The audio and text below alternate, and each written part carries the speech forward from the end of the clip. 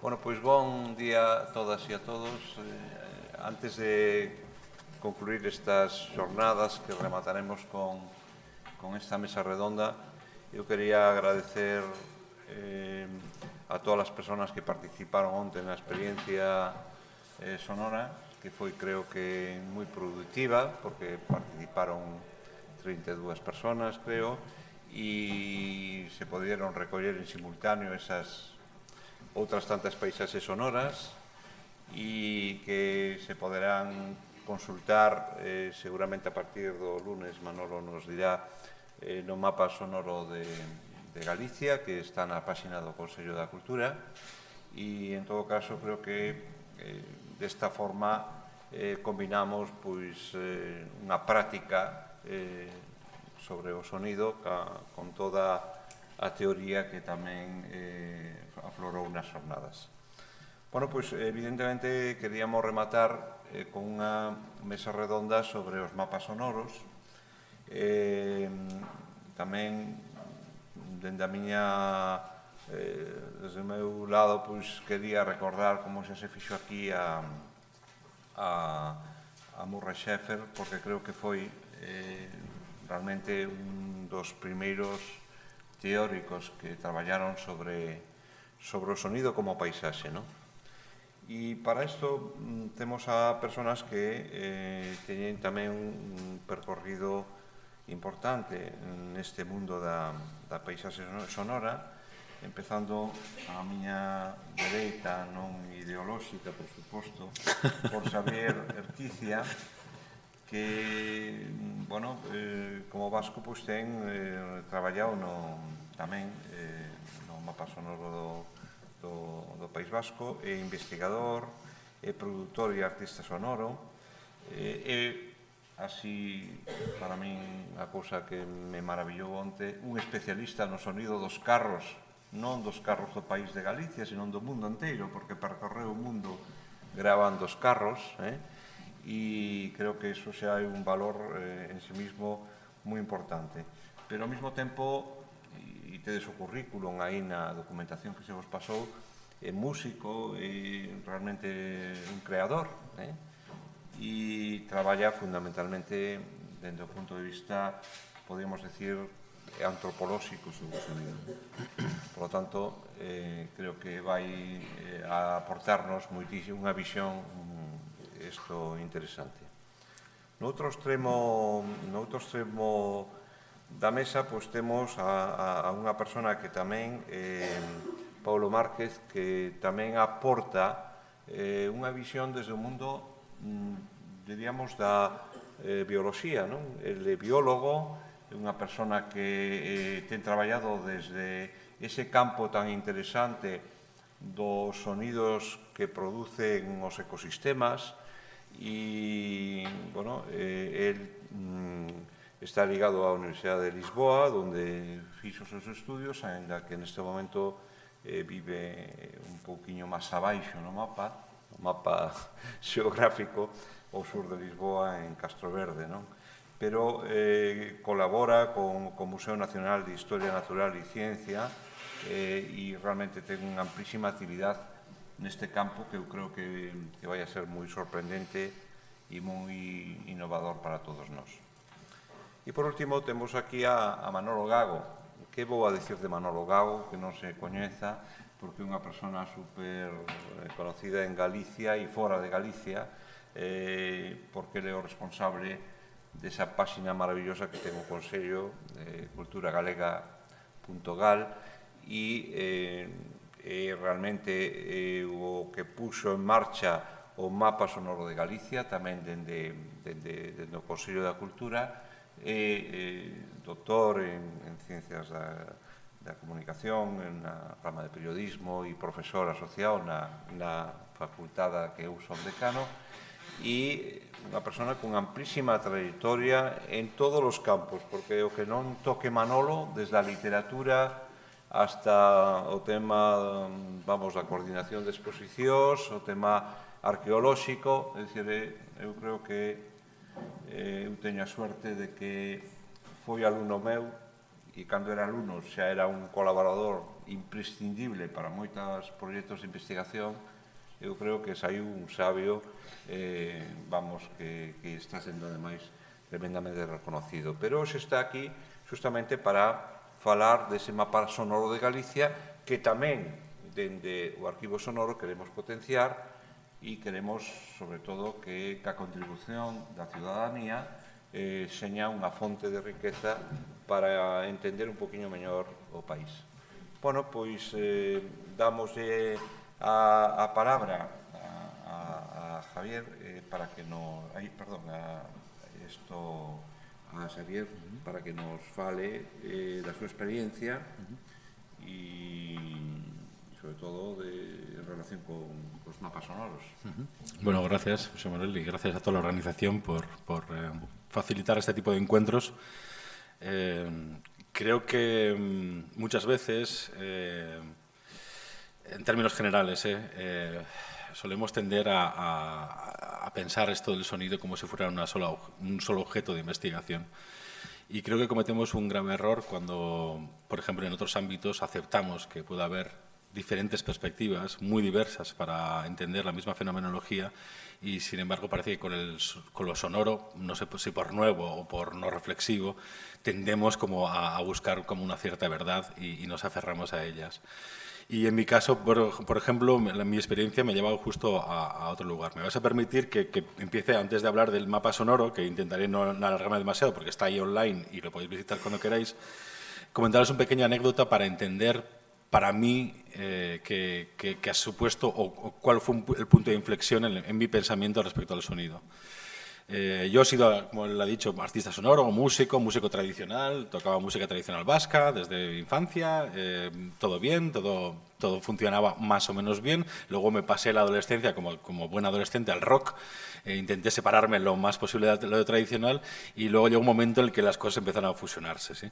Pero hubo un momento de inflexión en el año 2007, que si no recuerdo mal era el año europeo de las lenguas minoritarias, una cosa así. Me pidieron hacer una instalación de sonido con lenguas minoritarias del mundo para una exposición que iba a rotar por Europa. Yo empecé a hacer esto y me compré un libro que probablemente si hay alguien dedicado al mundo de... Bueno, si hay alguien lingüista lo conocerá, que se llama Ethnologue, que es como las páginas amarillas de las lenguas del mundo, que se edita cada 2 años, se reedita cada 2 años actualizada con nuevos datos de cuántos hablantes tiene cada lengua y cómo evoluciona cada lengua. Y me di cuenta que había un dato que me llamó muchísimo la atención. En Timor Oriental, que yo se lo recordaba por los años 90, por los genocidios que salían de vez en cuando y muy pocas veces, pero de forma muy violenta en la televisión, y además teniendo un recuerdo como de niño, pero como un poquito borroso, medio niño, no sé.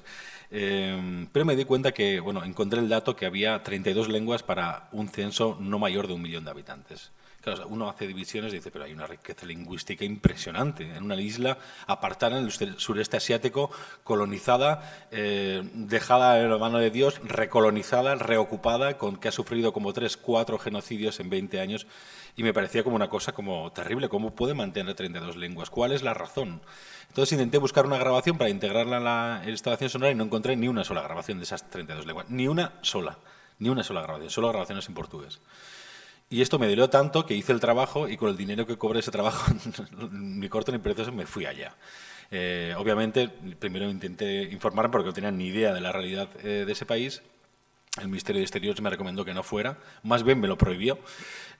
Yo aún así insistí y fui allá inventándome ese viaje, y cuando llegué la primera cosa que me dijeron, además, porque no hay embajada española en Timor, pero hay un representante de España, y me dijo, mira, no sé para qué has venido aquí, no me interesa nada lo que estás buscando, no te voy a ayudar en nada, entonces solo dame tu número de teléfono que tengas aquí por si hay que repatriar tu cuerpo. Así de claro y así de esto.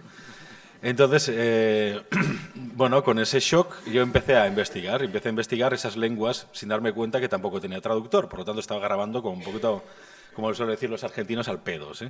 Grabando por grabar, casi con una forma estética. Pero la experiencia, claro, te va cambiando poco a poco. Lo que más me llamó la atención es que intenté buscar documentación. Fui a la universidad, solo hay una universidad en Timor, ahí me dijeron que no, ¿de qué estás hablando? ¿De qué esto es sonido? No sabemos nada. A mí me interesa mucho porque es un país que no ha sido industrializado, que no siquiera me di cuenta ahí que no había ningún tipo de escrito en lenguas vernaculares, ni un solo. De hecho, en 2008, cuando fui, me invitaron a una presentación que era una presentación de un libro para niños, había mucha expectación, vino el presidente que ganó el premio Nobel y tal, a un local pequeñito, muy muy pequeñito, a presentar un libro para niños y no entendía muy bien la importancia. Que me dijeron que era el primer libro en toda la historia que se publicara en una lengua vernacular, que actualmente es la lengua oficial, que se llama el Tetum. Entonces, claro, uno empieza a pensar en un país que ha sufrido tantos genocidios, ¿dónde queda la historia escrita? ¿Y quién la escribe? ¿Sí? Que es una duda que siempre nos rodea, y a los que nos interesa la historia siempre nos rodea, hasta qué punto el que escribe subjetiviza el relato de la historia. Pero claro, en un lugar como ese, que ha tenido una historia tan violenta, me parecía increíble que la gente no pudiera o no hubiera escrito sobre ello. Entonces me di cuenta, y os pongo esta pequeña imagen de este señor vestido con estas ropas tradicionales. Este señor, que fue el primero el que me dio la clave. Yo me daba cuenta que en cada poblado que iba a grabar siempre había un señor vestido casi de forma ritual que estaba sentado en una esquina en silencio y la gente, al pasar por delante suyo, hacía una reverencia. Y no sabía muy bien, porque pensé, pues será el alcalde, pero será un alcalde silencioso. Pero iba a otro pueblo y era lo mismo. Y decía, pues serán que todos los alcaldes son silenciosos. O será el chamán. Y no, me decía, no, el alcalde es este otro. Ah, pues será el chamán. No, el chamán es aquel otro. Y entonces, ¿este hombre qué hace? ¿Sí? Hasta que descubrí, tras varias semanas allí, que este señor lo llamaban Lian Nain, que en lengua tetum significa maestro de las palabras. Entonces, el trabajo de esta persona era escuchar. Era como una especie de grabadora humana. No hablaba a no ser que se le preguntara. Entonces, su trabajo, él no trabaja. Toda la comunidad del pueblo decide darle una casa gratis, darle comida gratis. Él no tiene nada más que hacer que escuchar. Y cuando se le pregunta, empieza su ritual. Y en ese ritual hace una especie de forma poética en el que va viajando en el tiempo hacia atrás hasta responderte. Claro, para mí era como, bueno, y además como los viejos hablan portugués, pues me podía entender mucho mejor que con los jóvenes. Entonces empecé a preguntar a todos los que encontraba, preguntas desde lo más... ¿Por qué sale el sol? ¿O qué te ha parecido la última decisión del presidente? Cualquier tipo de pregunta. Y nunca sabía, porque podía pasar 2 horas respondiendo o 5 minutos. En algunas cosas las entendía, otras no entendía nada, porque me hablaban en una lengua vernacular. Por lo tanto, a mí lo que me interesaba era esa idea de que la comunidad entiende y necesita una figura que se dedique a escuchar. Para ellos la escucha es muy importante. De hecho, luego encontré en varios refraneros propios y uno muy bonito que decía: el hombre mientras vive oye y cuando muere la tierra le tapa los oídos. Básicamente venía a decir que cuando no escucha no es capaz de generar o de construir ningún tipo de historia, ¿sí? Que es una idea muy simple, que todos podremos entender de una forma muy simple, pero que si nos ponemos en un país preindustrial o nos ponemos aquí mismo hace 300 años, nos daremos cuenta que probablemente ya existían figuras así y que la comunidad necesitaba de esas figuras para que guardaran la historia, aquella que no ha sido escrita según la experiencia de cada persona, ¿sí? Entonces, lo que me gustaba de esta figura, tanto que a los 3 meses volví a investigar sobre esta figura, era precisamente esa idea de que lo importante no era lo que suena, sino que lo importante era cómo se escucha aquello que suena, ¿sí? Podría alargarme muchísimo porque la cuestión de Timor es como muy, muy compleja, porque ellos son cristianos pero al mismo tiempo animistas. Entonces, algunos de ellos, yo iba con ellos, dime qué escuchas, y me decían lo que le hablaba un árbol, pero también lo que había pasado la semana pasada con no sé quién, o en la moto que pasaba. O sea, eran una especie de tener una capacidad increíble de discernir o de hacer una división en el paisaje sonoro, como decía Javier antes, increíble, ¿sí? Lo cual me llegó a pensar también que quizás esta cosa del paisaje sonoro no es tan moderna como pensamos, que aunque Murray Schafer hizo una aportación teórica muy importante, en realidad este tema, esa percepción del paisaje o de la realidad sonora es muchísimo más antigua de lo que parece, pero por alguna razón, probablemente de poder, de identificar la información válida y desechar la información no válida, aquella de lo que entra por aquí sale por allá, aquella la de una imagen vale más que 1000 palabras, etc., de alguna manera nos había hecho olvidar de cierta capacidad de escucha analítica. De hecho, si miramos a través de la historia, encontraremos que hubo otros Murray Schaffers antes, ya desde el siglo XVII. Lo que pasa es que no tenían grabadoras, entonces escribían o pintaban, ¿sí? Si empezamos por ejemplo, un pintor como Vermeer, empezamos a analizar sus pinturas desde lo sonoro, nos vamos a dar cuenta que está hablando de política. Está hablando de política cuando separa el espacio privado del público, cuando deja una ventana medio abierta, cuando muestra a una mujer dentro de una casa con la ventana medio abierta, escuchando lo que ocurre fuera. Está hablando de género, está hablando de clases sociales, está hablando de muchísimas cosas que se pueden entender desde los sonoros, ¿sí? Y, por tanto, algunas veces me da la sensación que Vermeer podía ser más sensible que cualquiera de nosotros, equipado con 50 grabadoras y con muchas páginas web, ¿sí? Lo cual, cuando yo tuve esta experiencia, soñmapa.net, que es el mapa sonoro del País Vasco, ya estaba en marcha desde 2005. De una forma casi bastante inocente. Encontramos un archivo de unas 150 grabaciones que realizó una chica mexicana unos cuantos años atrás, que lo había donado sin saber muy bien para qué. Utilizamos aquello más las grabaciones que yo y otros compañeros míos utilizamos para hacer música, porque hacemos música con grabaciones sacadas de la realidad. Y pensamos que quizás eso también podría hablar de nuestros intereses, de nuestra forma de escucha, de que aquello que nos interesa, y contrastar eso con la experiencia de otras personas. Entonces fuimos añadiendo sonidos a este mapa, que sigue en funcionamiento y sigue creciendo, sabiendo que estamos cometiendo la mayor contradicción que podíamos cometer, que es, si nosotros apreciamos del sonido que es efímero, que se filtra, su capacidad y su potencial es precisamente no poder ser aprehendido del todo, sino que se nos escapa, se expande, se resignifica cada segundo.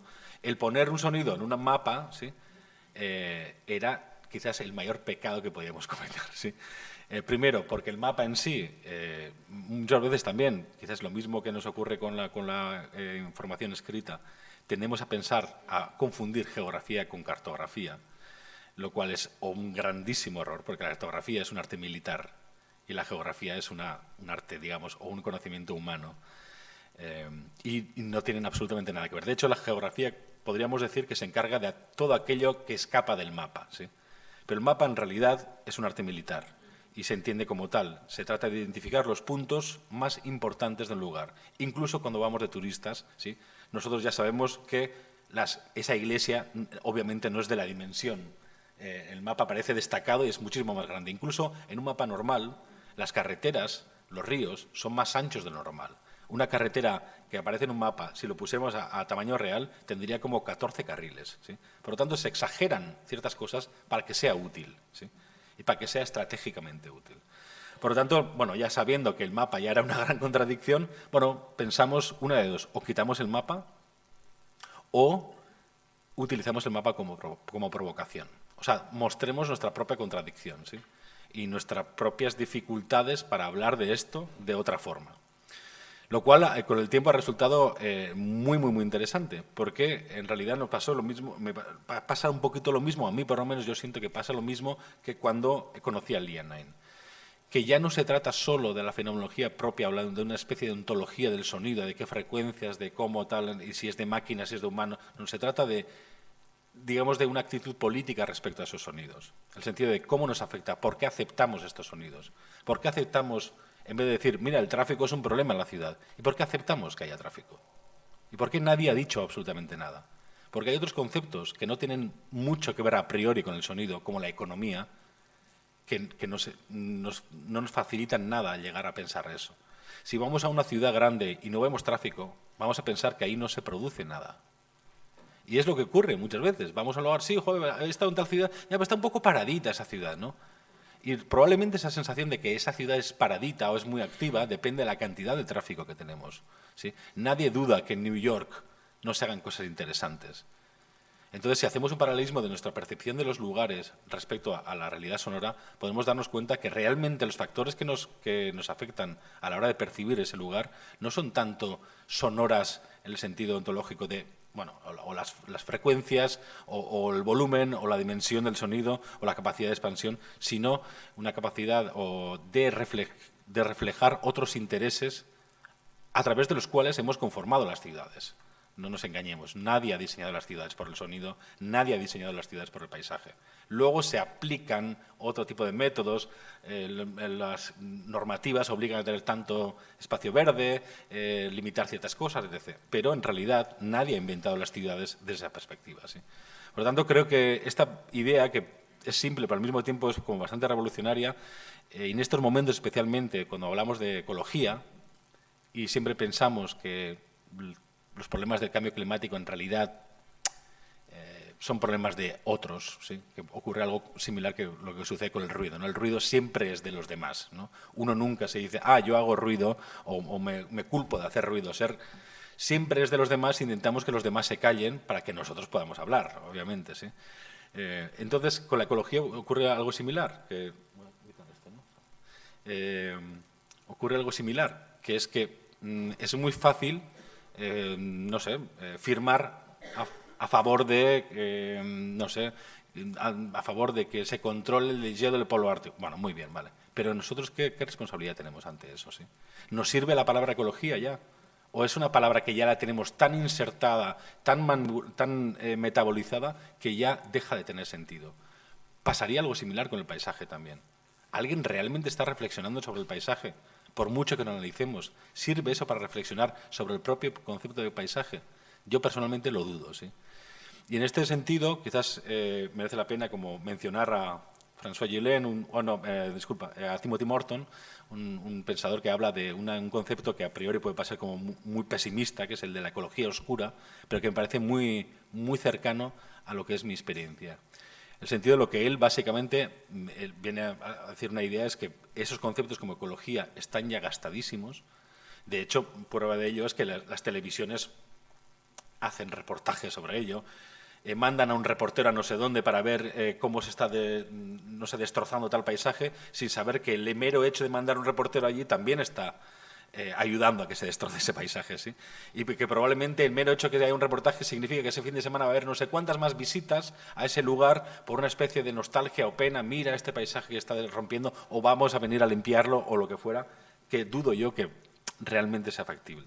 Entonces, lo que propone Timothy Morton es quizás ser más conscientes de nuestros ruidos, de alguna manera, ¿sí? Esta traducción a los ruidos la hago yo, ¿eh?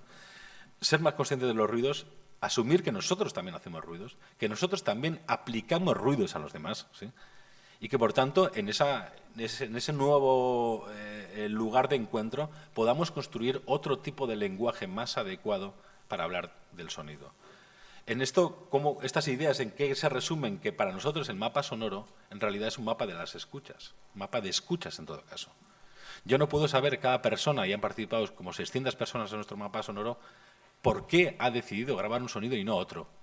¿Por qué ha decidido grabar con una tecnología y no otra? ¿Por qué incluso hay gente que nos envía ya descripciones? Hace unos años pensamos en esta idea de amplificar y de abrir el concepto de mapa sonoro, empezamos a integrar grabaciones o grabaciones en formato de texto, descripciones realizadas antes de la invención del fonógrafo. Porque es que parece que solo todo esto comienza cuando se inventa el micrófono, y no es así. Antes existían muchísimas formas, ¿no? Como decimos antes, en la pintura. Entonces, todos esos elementos también meterlos al igual, tratarlos de la misma forma que una grabación, ¿sí? De tal manera que evitamos cierta objetualización o definir muy bien de qué estábamos hablando. Y al pasar del mapa sonoro al mapa de la escucha, de repente el proyecto cambia radicalmente. Cambia radicalmente porque no busca ninguna verdad. Porque el mapa ya resulta, aunque sea para nosotros sabemos que el que viene de fuera le va a dar importancia al mapa, pero para nosotros no es importante el mapa. Nos molesta el mapa, de hecho. Pero entendemos el mapa como una trampa. Y lo que nos interesa es que si usted encuentra una grabación de su pueblo, la escuche pensando que va a encontrar algo que le apetece escuchar y escuche otra cosa, que sea un aire acondicionado. Y que se pregunte, ¿por qué esta persona quién es? José Ramón ha grabado un aire acondicionado. ¿Por qué José Ramón ha ido a mi pueblo que tiene sonidos tan bonitos y ha grabado un aire acondicionado? ¿Sí? Pues alguna razón le ha llamado la atención para que grabe ese sonido y no otro, ¿sí? Y esa pregunta es la que provoca un pensamiento. Entonces, para mí lo importante, o para nosotros, lo importante siempre ha sido el preguntarnos del por qué, no tanto buscar una solución, una respuesta, que las respuestas se pueden encontrar. Javier, por ejemplo, hablaba de una respuesta institucional. ¿Sí? Una hipótesis para una respuesta institucional. Perfecto, es una versión. Ayer Íñigo hablaba de otro tipo de respuesta más comunitaria, ¿sí? Intentar buscar una respuesta a esa comunidad. ¿Qué opina esa comunidad, ¿sí? De lo que está ocurriendo y ser testigos de ello, sabiendo que eres partícipe también de ello, ¿no? Ayer, luego en la comida informal, me comentaba que, incluso no sé si lo comentaste aquí, que en un momento dado él dejó ya de preguntar, porque cuando empezó el caso de estudio vinieron más antropólogos, más etnógrafos a preguntar más, ¿sí? Y entonces, claro, obviamente la gente empieza a automatizar las respuestas, incluso a autoconvencerse de sus propias mentiras, ¿sí? Y eso es una realidad, somos así y somos humanos y es parte de nuestra humanidad. La pregunta, por tanto, en vez de basarnos en especie de escuchas congeladas, ¿sí?, es intentar pensar qué capacidad de provocación tienen esas escuchas. Y de ese pensamiento crítico, también hasta qué punto esa herramienta nos puede servir para hacer una autocrítica de nosotros mismos. Y eso está estrechamente ligado con la temática que se planteaba para la mesa redonda, que era la identidad cultural, ¿sí? Con la cual, no sé si luego haremos como otra ronda para hablar de identidad cultural, porque igual es ya meternos en muchas aguas. ¿Hacemos luego otra ronda de identidad? Sí, sí, vale. Más que nada porque, y con esto acabo, porque en realidad buscar esas respuestas o pensar que un mapa sonoro nos puede dar esas respuestas refuerza una idea identitaria muy facilona en el sentido de que nos da una respuesta y nosotros adaptaremos nuestra identidad a esa respuesta. Si de repente viene un musicólogo gallego y dice, es que ustedes no saben, pero la gaita tiene en realidad este origen, entonces uno asume como parte de su identidad eso, ¿sí? Y no sé si en estos momentos en los que la identidad, en términos de género, en términos políticos, en términos económicos, es tan ambigua y tan maleable, ¿sí?, hasta qué punto hablar de sonido e identidad puede resultar en una especie de mecanismo fácil de ponernos una capa más y decir, este sonido encaja con mi identidad. Pero de la misma forma que vamos a un Zara y nos compramos una chaqueta, me va bien, ¿sí? Y sin embargo, creo que el sonido, quizás el potencial que tiene, es precisamente el contrario.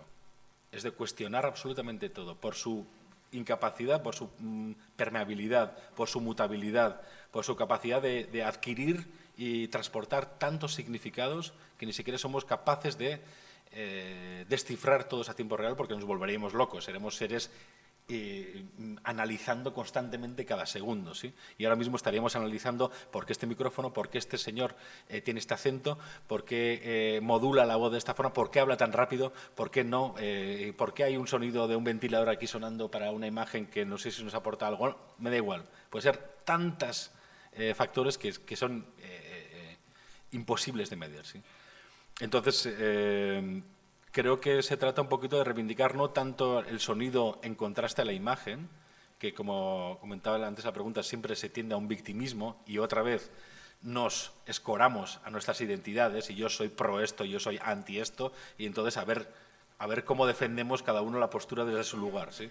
Me parece que lo interesante es que el sonido en realidad es lo que está en medio, y en ese medio, en ese estar en medio, ¿sí?, no como una cosa que no obtiene un lugar y está en medio porque no le queda otra. No, sino entender el sonido como una cosa intermedia que está entre nosotros, que se filtra entre nosotros a través de la piel, a través del oído, a través de tantos factores, pero que está ahí, es una cosa viva y que funciona muy bien como sinónimo de la cultura y de la identidad cultural.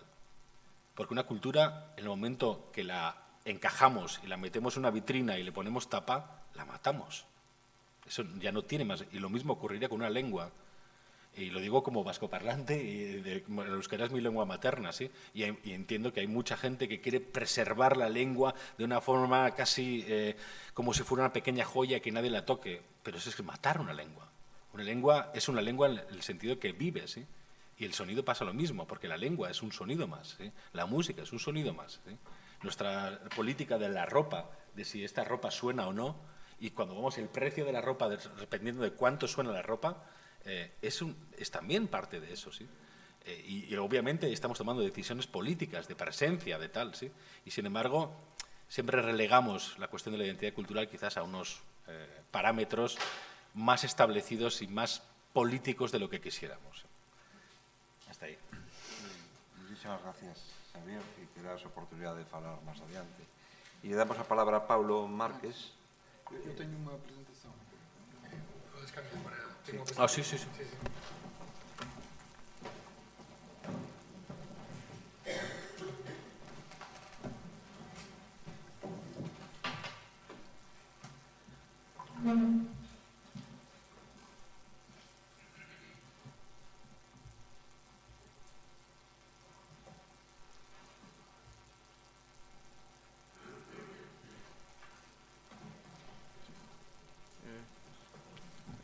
Então, bons dias. Eu vou falar em português. Se mudar para portunhol é porque vos vejo muito atrapalhados com o meu português. Vou tentar falar devagar. Trago uma apresentação para facilitar quem não me conseguir compreender a ler pelo menos o português, que será um pouco mais fácil. Eu hoje vou falar sobre as paisagens sonoras naturais de Portugal no mundo em mudança. É um projeto que eu realizei no Arquivo de Sons Naturais, que está localizado no Museu Nacional de História Natural em Lisboa e numa parceria com um instituto universitário. Antes de avançar mais, gostava de agradecer imenso ao Manuel Gago por me ter encontrado e ao José por me ter acolhido e ao Conselho da Cultura por me dar a oportunidade de falar neste evento, que eu acho que é muito importante, no sentido de salientar o som com todas estas diferentes dimensões, que nos traz da cultura, da ciência, das diferentes perspectivas de olhar o som como construtor de identidade e como desconstrutor de identidade ao mesmo tempo. Eu acho que essa é a grande capacidade do som e pronto, vamos avançar. Eu prometo ser breve e não gastar muito do vosso tempo, mas antes de começar a falar sobre paisagens sonoras, eu vou-vos trazer uma paisagem sonora.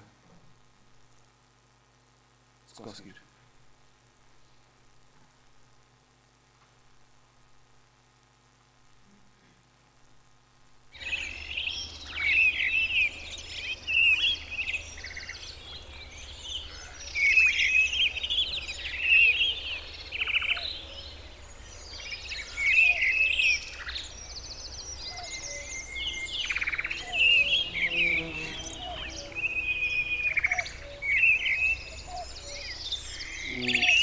O fecheiro tem 15 minutos, mas nós aprendemos ontem que o tempo de atenção das pessoas está a diminuir e agora é só 59 segundos e, portanto, eu vou parar aqui. Mais tarde, se quiserem ouvir, eu poderei partilhar com vocês esta apresentação. E é só chamar a vossa atenção que esta gravação foi feita às 6h30 da manhã do dia 17 de maio de 2011. Então, o guião desta apresentação. Eu vou-vos falar um bocadinho de paisagem sonora. O Xavier, de manhã, falou-nos um bocadinho aprofundadamente sobre este tema, portanto eu não vou perder muito tempo. Depois vou apresentar o projeto, quais foram os objetivos, a metodologia e os resultados principais obtidos. E depois vou falar um bocadinho do Arquivo de Sons Naturais de Portugal, que está baseado no Museu de História Natural. E finalmente termino com as perspectivas de futuro para este projeto. Então, nós vivemos num mundo em mudança, não é? E em que o tema memória e património deste seminário aplica-se muito bem, porque a cada momento o mundo vai mudando e muitas vezes perdemos a ligação com o passado e com a história e com a memória por não estar devidamente registado. E os fatores principais de mudança relativamente à paisagem sonora têm a ver com o crescimento urbano, o abandono agrícola, a perda de biodiversidade, as alterações climáticas e a mecanização das atividades humanas. Neste caso, são paisagens sonoras naturais e, portanto, o trabalho foi feito maioritariamente no campo, portanto, estamos a falar da mecanização das atividades agrícolas, sobretudo. A paisagem, como vimos hoje de manhã, é composta de vários elementos, não é? Temos aqui os sons animais, que podem ser andorinhas, gaivotas, cães, não é? Temos os sons artificiais ou de origem humana, o trator, a motosserra, o sino. E temos depois o som dos elementos, o vento, a chuva, o mar, as intempéries. E todo este conjunto de elementos, não é? Se o conseguirmos gravar numa certa dimensão, conseguimos captar uma assinatura local, não é? Do que é esse tempo, esse local nesse tempo. Passado 2 horas ou 3 horas será diferente, dependendo da duração da gravação que fazemos. Assim será mais fiel ou menos fiel à assinatura acústica desse local, sonora. As gravações enquanto memória e património, portanto, é preciso primeiro identificar, saber o que é que nós queremos gravar, reconhecer o que é mais prioritário documentar, depois assim documentar e gravar. Neste ciclo é importante valorizar e divulgar o que nós fazemos, porque se queremos chegar a que as pessoas compreendam melhor o som que os rodeia e consigam interpretar e interagir com eles, é preciso não só documentar e criar a memória, mas depois levar às pessoas esse som, porque muitas vezes as pessoas já estão desconectadas dos sons e da maneira como os percepcionam. E finalmente, não é preservar essas memórias. Não basta registar o momento, é preciso criar as condições para que perdurem para as gerações futuras e para que se constituam realmente como memória. E é neste contexto que surge então o projeto das paisagens sonoras naturais de Portugal. Já neste projeto, o primeiro passo foi realizar um estudo para fazer um levantamento da história, neste caso ligado muito especificamente à biologia da bioacústica. E fizemos um estudo de história da ciência em que procurámos fontes primárias sobre a informação de quem teria feito gravações em Portugal e onde é que estariam essas gravações e em que estado de preservação estariam.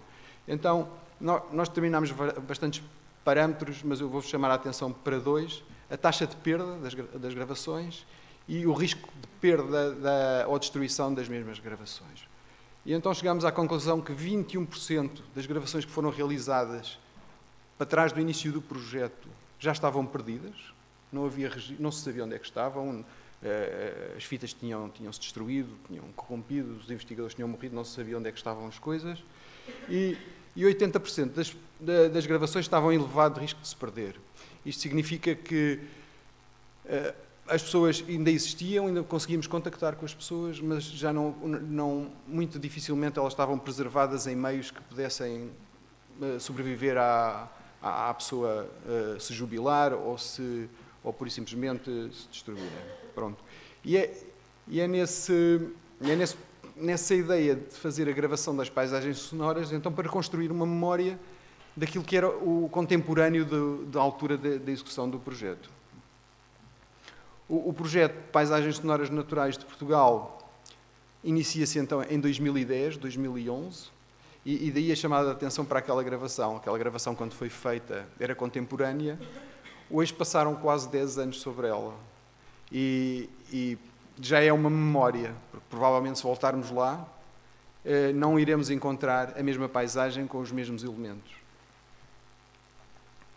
O objetivo das paisagens sonoras, então, era fazer um retrato para construir uma memória daquele presente, naquela altura. E incorporando assim a assinatura do local num certo tempo, como vos falei. Componentes naturais e componentes humanas inseridas na gravação. Como é que nós fizemos isto? Como é que operacionalizámos a abordagem? Primeiro criámos critérios de seleção dos locais. E optámos por fazer o melhor dos retratos possíveis das paisagens sonoras naturais de Portugal. Idilicamente, fomos à procura das reservas e dos parques nacionais, onde nem suspeitávamos, ou tínhamos a ideia de que não existiria ruído, ou que existiria menos ruído, ou aquilo que chamamos ruído, ou a presença humana, para não chamar ruído. E usámos para isso critérios como representativos, os habitats, a riqueza de espécies, os mais belos, os mais silenciosos.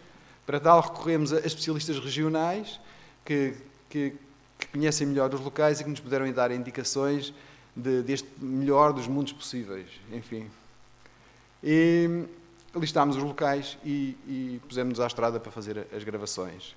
No que diz respeito à metodologia e ao equipamento de gravação, nós usámos uma matriz de microfones, de 5 a 8 microfones, a gravar simultaneamente, num raio máximo de 50 metros entre eles, e que gravavam 24 horas, num ciclo de 24 horas.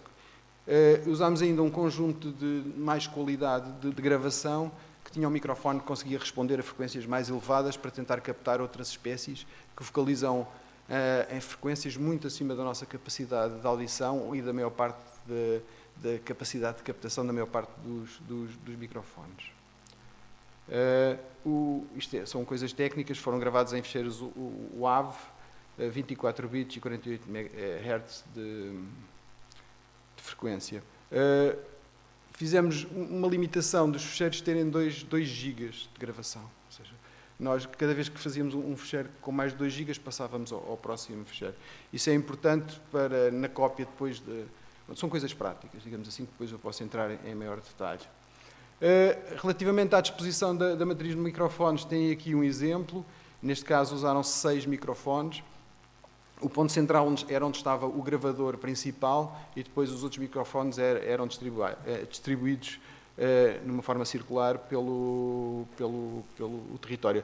Desta maneira, nós conseguimos ter uma perspectiva multidimensional da paisagem sonora àquela escala,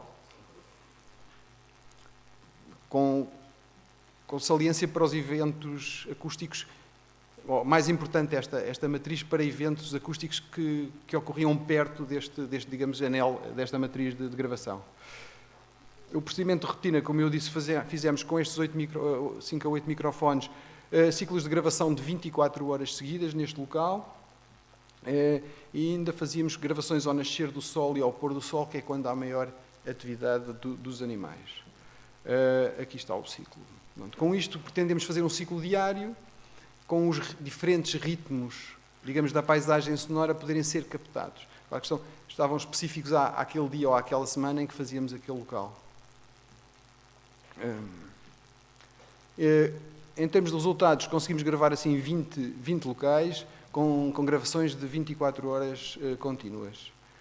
O tempo total de gravações foram 2.800, o que já torna aqui um desafio diferente, que acaba por ser humanamente impossível processar auditivamente, por exemplo, para catalogar, para saber todos os eventos sonoros que aconteceram nestas gravações, mas as máquinas estão aí para nos ajudar e no futuro poder interpretar melhor.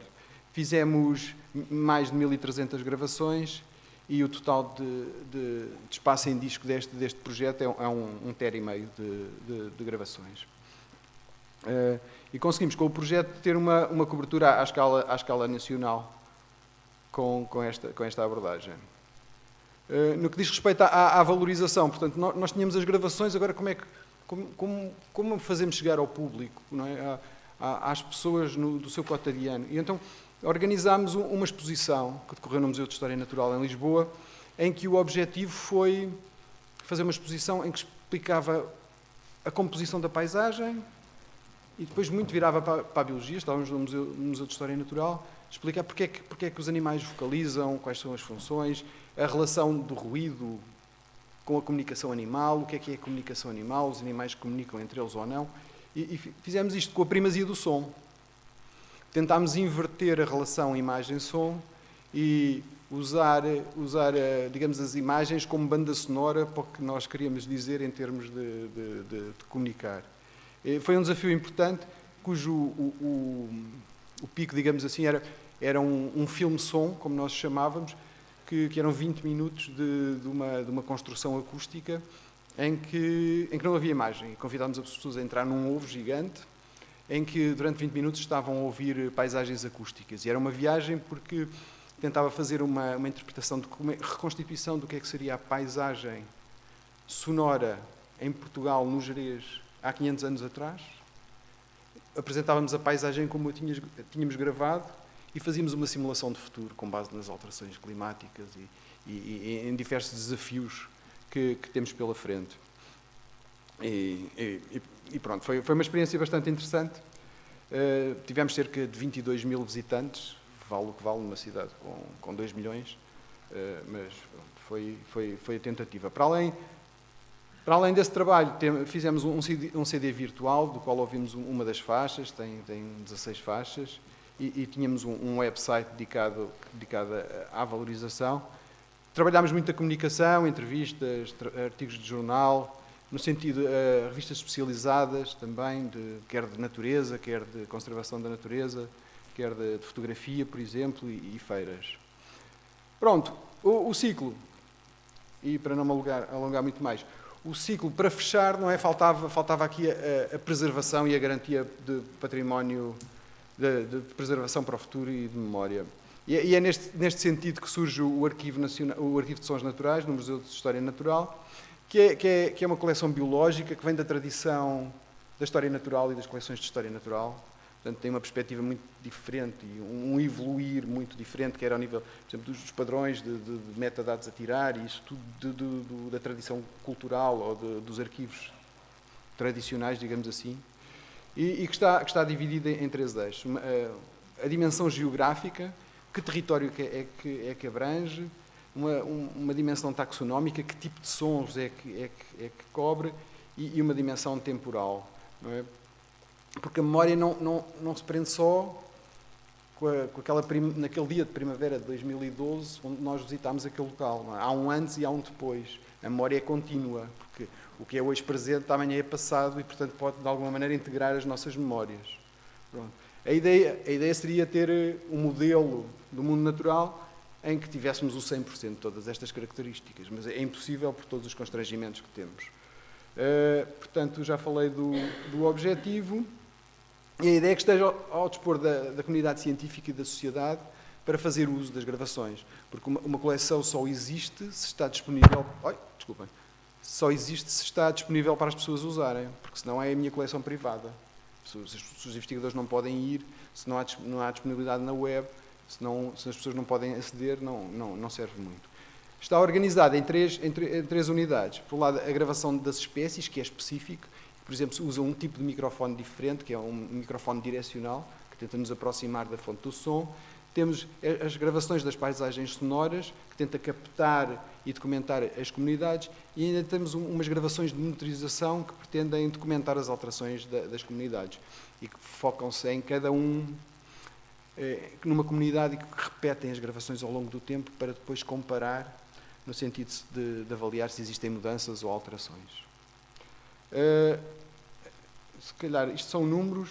Nós neste momento temos gravadas 185 espécies no arquivo, pertencentes a 5 classes, que vão dos insetos às aves. É maioritariamente de aves as gravações. Temos aqui o caso de um ciervo, que temos só a gravação num local. Temos aqui um pim-pim, que tem muito mais gravações. Dependendo da abundância das espécies, teremos mais gravações ou menos, também depende um bocadinho da dedicação. Pernas longas, melros, pronto. Só para terem uma ideia. Em relação à distribuição da gravação de paisagens sonoras e de monitorização, este mapa é semelhante ao mapa que eu apresentei há pouco. Tem aqui só as ilhas, porque também temos feito um esforço para gravar nas Ilhas Atlânticas. As gravações de monitorização, se podem ver que grande parte das gravações que nós temos na nossa coleção advêm deste tipo de gravações. Temos 120 mil gravações, que têm a ver com que são gravações automatizadas de gravadores que gravam, por exemplo, 1 minuto a cada hora durante 5 anos. E algumas instituições que fazem isso depois depositam no arquivo essas gravações. E nós preservamos, enquanto tivermos espaço de disco e de servidor para o fazer. Depois, eventualmente, no futuro, mas já vemos, é um dos desafios. Em balanço, pronto, temos mais de 6 mil horas de gravações e 2 terabytes de gravações. Desafios. Os desafios têm a ver com o armazenamento, não é? Porque guardar esta informação, principalmente com as cópias de segurança, é muito custoso. O processamento, não é? 6 mil horas de gravação precisam de um tipo de abordagem diferente. A necessidade de desenvolver padrões para metadados e o custo da preservação é preciso ter em conta. Não é? Está estimado 15 cêntimos por cada minuto de gravação o custo de preservação para este tipo de gravações de animais. Estes desafios devem ser considerados numa estratégia de longo prazo. Não é? O que preservar, quando preservar e onde preservar.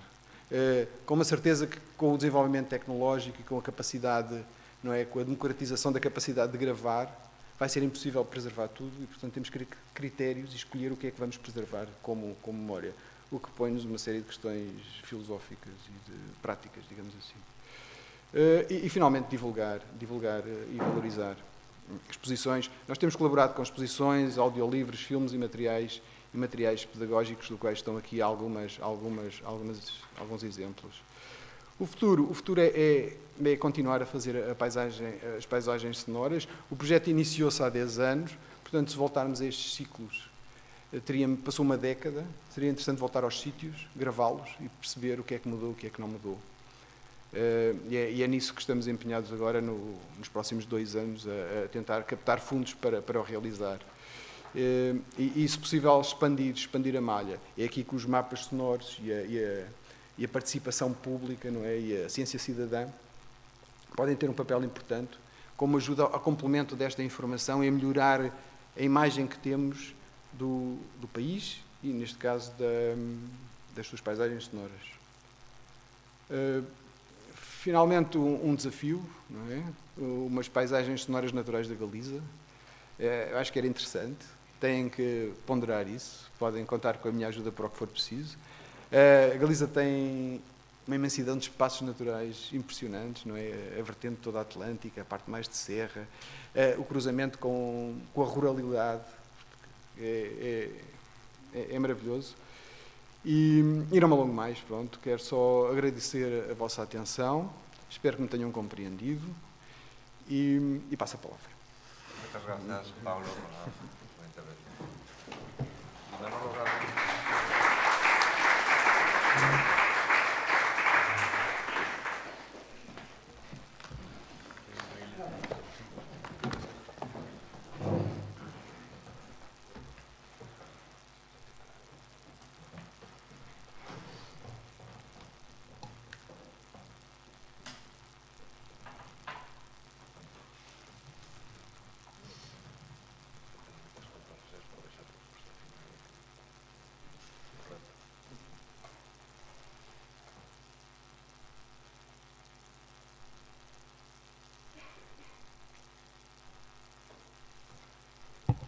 Ben, bo día.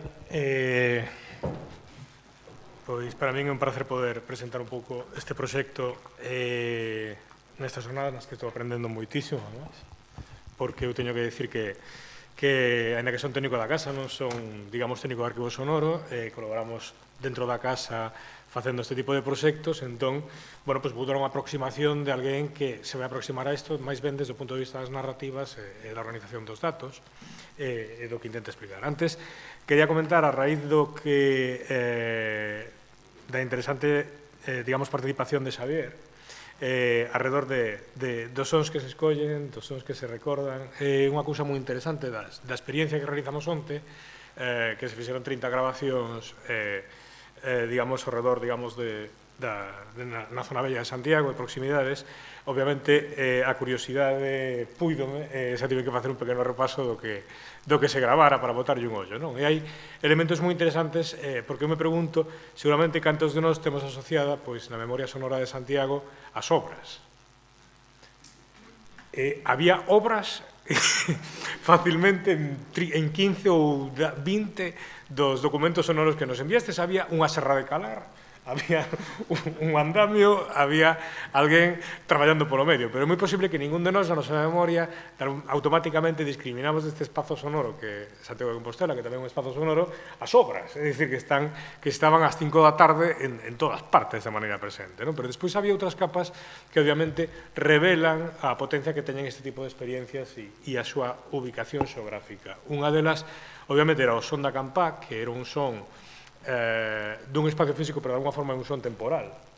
É dicir, un son que, aínda que a campá, como ben nos explicou antes Ramón detalladamente, a campá é unha campá relativamente nova, está facendo un son que procede do propio corazón do que esta cidade, históricamente. Pero despois había outra capa máis que tamén se podía percibir e que quizáis, o mellor, na nosa memoria tampouco estaría tan presente, que era a xente que pasaba pola rúa o carón dos vosos móviles. Creo que non me encanaría nada se digo que o 90% das grabacións son en castelán, ou que as voces que se escoitan son en castelán.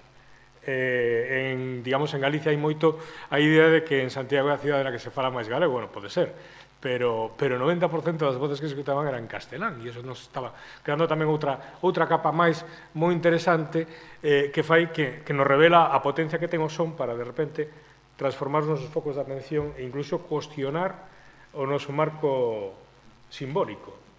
É dicir, cuestionalo directamente. O das obras foi o que máis me impactou, outro podía supoñelo, pero ninguén se asociaría a eso. Entón, eu voulles falar un poquinho dun proxecto que ten o Consello da Cultura Galega, que é o Mapa Sonoro de Galicia, que imos ver.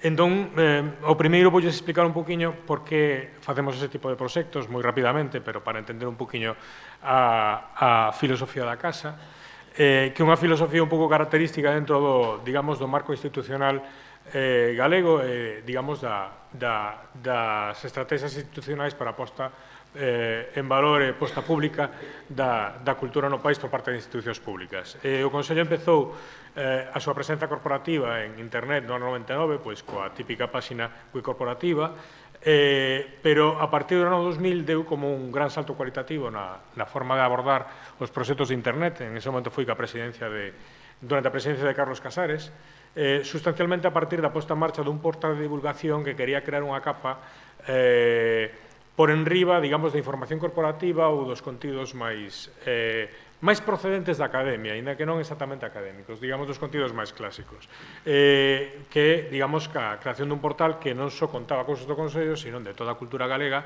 e quería crear un marco referencial simbólico en internet para a cultura galega, é dicir, crear un espacio no que se vise reflexada unha cultura que naquel momento, digamos, tiña moi poucas fontes de información na rede.